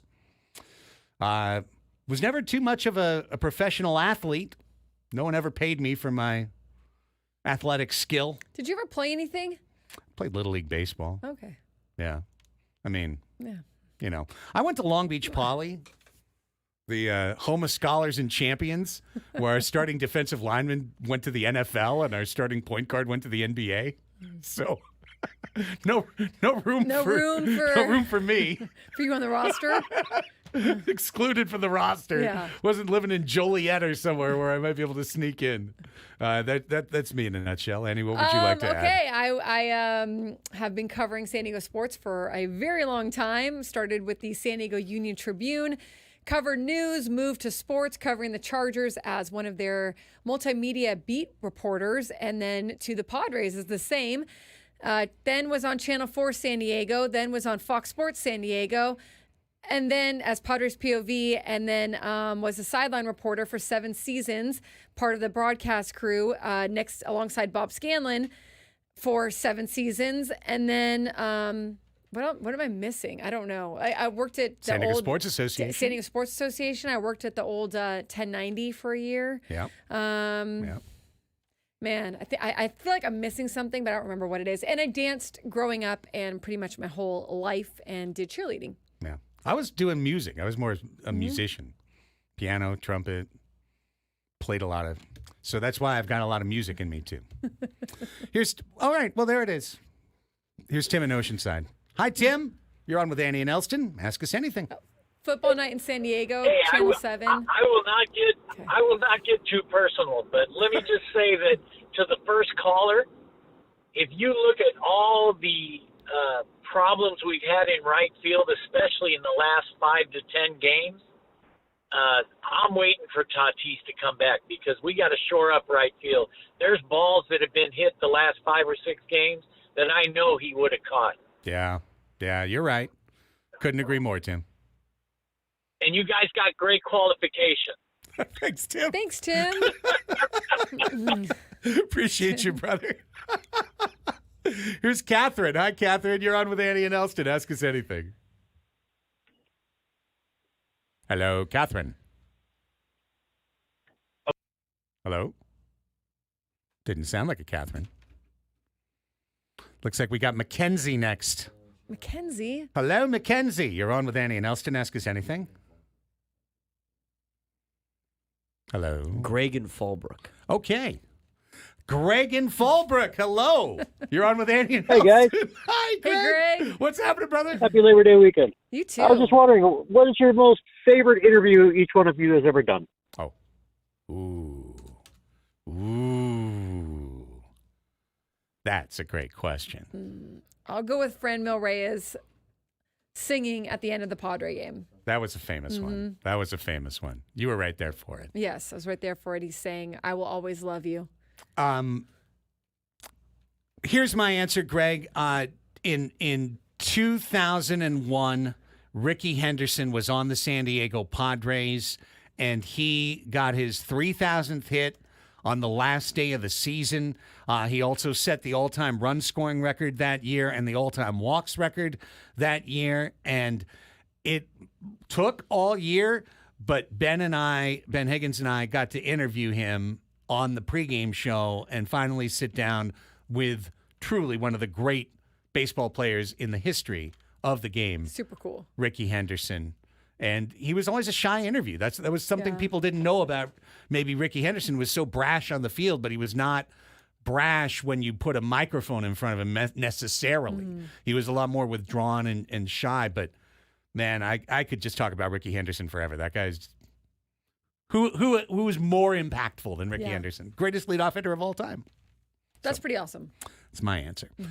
Great. Good question. Appreciate you, man.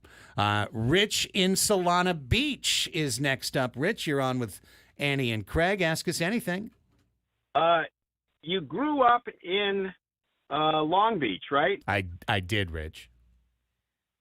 So you must have been a Dodger fan growing up. I was. I've been very, very open about that. His dad is too. Oh, okay. My dad is still a Dodger fan. He texts me like, "Hey, Shohei just hit a walk-off homer," and then I'm like, Yeah, "Do I even need to respond to this Yeah. text, or do I just leave it unread?" right. Well, you know what's funny is it's very difficult because I grew up in L.A. and then moved down here about 30 years ago, and of course over time I was when I was young I was a huge Dodger fan, and then I became a huge Padre fan, which I am now. And I have to tell you, it's not that easy because I have all my friends from L.A. and they don't even know. I feel like I'm living a hidden life here. I don't want to tell everybody that I actually changed. It's so hard to change. But now I'm a huge Padre fan, and I root against the Dodgers for everything. Yeah. So it's kind of weird, and I was wondering how you felt that. And I don't know anywhere you grew up, but I grew up here in San Diego, so I don't have those. She doesn't those have problems. our LA problems, Rich. Well, here's first of all, I think you're absolutely right. If you have a childhood team, no matter where it is, that's your team. That's the team you grew up on. So it's hard to stop being a fan of that team. And for me, it took quite a while. It did. Through probably 10 plus years of working in San Diego, I was still a Dodger fan. They started to lose me when Fox bought the team. So you can go back to like 2004 when Fox bought the team. That started to lose me. And then it was kind of a gradual slippage where I started to slowly not be as interested. I finally came all the way over because I was a Chargers fan the whole time. Yeah. I was a Chargers fan growing up. In Long Beach, I was a Chargers fan. So that was easy for me to start with San Diego roots. And then the longer you go, the more you get into it. It was working for the team, working on the pregame show starting in 2000 that it really started to lock in for me more and more. And now, Rich, it's wild, man. Like, I don't root for him at all. Like, I don't root for them at all. Not even a little neither bit. do I. Like, and I'm like you. Fox was the thing that did it, but you know what got me a Padre fan was when who's the outfielder, Owens, or I can't remember his name. Eric stole Owens? home plate, and yes, Eric Owen made me a Padre fan. I love it, Rich. Great call, I buddy. remember where I was. Okay, see you later. You bet. Take care. Rich at Solana Beach. Great calls today. Yeah. Let's see who do we got here, Braden. Give me 1 second. All right. We're going to find out because sometimes the name that comes up on the phone is not the name of the person. And then I say the person and they say the name on the phone and then they sit there quietly like they should because they haven't heard their name. So I don't want to just go offline. Oh, especially if like someone else is paying the bill and so their name is coming up. Yeah. Cameron and San Marcos. Okay. Cameron, welcome to the show. You're going to wrap up the segment. Ask us anything. Yeah, hi. I just wondering what your dream playoff scenario for this season would be for the Padres. Oh, my gosh. Oh, wow. Okay. Dream playoff scenario. So, I mean... Mine is for tell the us yours, Giants. Cameron. Tell us yours. All right, mine is for the Giants to make it to the NLCS and lose to the Padres, and have the Padres beat the Diamondbacks and the Dodgers along the way. I don't really know how it's going to pan out, but that's what I'd like to see. So first the Giants have to overtake the Braves for the last Somehow. playoff spot. Then we go straight NL West gauntlet. We just go Diamondbacks, Dodgers, Giants. What happened to the Phillies? They're just gone. They lost to the Giants. Okay. They lost to the Giants. That's right. Okay. I like, you know what? I'm subscribing to this one. This sounds like a good as any playoff scenario. Yeah, that works for me, man. Right, I'll that just works sign for up to me yours. too, Yeah. yes. Just sign up for yours. A whole NL West. It's got a good redemption tour. It does. Yeah. Ooh, we have to face Blake Snell in the NLCS, though, Cameron. Are you okay with that? Yeah, I think so. He might still want to come here, you know? Yeah. Maybe he won't pitch as good as he normally Gets a little has been soft, in the second yeah. half because he's like, I miss these guys. Yeah, there you go. Yeah. There you go. He sees the PS heart and he just goes, That's right. maybe I won't give it my all today. The Rockies would miss out. Yeah, the Rockies are left on the Right. outside. They can buy tickets if they want. Cameron, thank you, buddy. Have a great weekend. Thanks, Cameron. Thank you, guys. Oh, I enjoyed it. That was a fun Ask Us was. Anything. It was really good. Guess we should stay on clock more often. we get to hear from more callers, which is nice. Yeah. Rattle through a few more calls. I like the guy that was like, never ever heard of you two bozos. How'd you get on air? I know. I mean, I feel like we actually got that call like a month into the show. Like, who are you and why are you here? I respect the honesty, you know? No, I know. It's fine. It's fine. And listen, you can't. Everyone in this business has an ego, but you can't have an ego in this business. You just can't. I mean, I've been on the radio since 1996. You don't know who I am. Of course you don't. Who gives a damn? Who cares? Yeah. We're just here. There's a reason our jerseys aren't being signed at games. Right. Well, we don't have jerseys, but the kids I no coach one still cares. think they still think this is all a podcast. Right. That nobody listens to. Completely correct. Like I just started a podcast in my basement, and that's it. Well, thanks for everyone for listening. Thanks to Yes. everyone for listening all week, and hope everyone has a safe Labor Day weekend, a safe and fun Labor Day weekend. Please do. Please be careful out there. If you find yourself in a tough spot, call an Uber, call a friend, and get right back here with us on Tuesday, because that's where we'll be. We'll be back with you Tuesday morning at 10 a.m., hopefully talking about 4 Padres wins. But however it shakes out, we'll be back either way. For Annie and Braden, I'm Craig. Go Pods. See ya. Bye.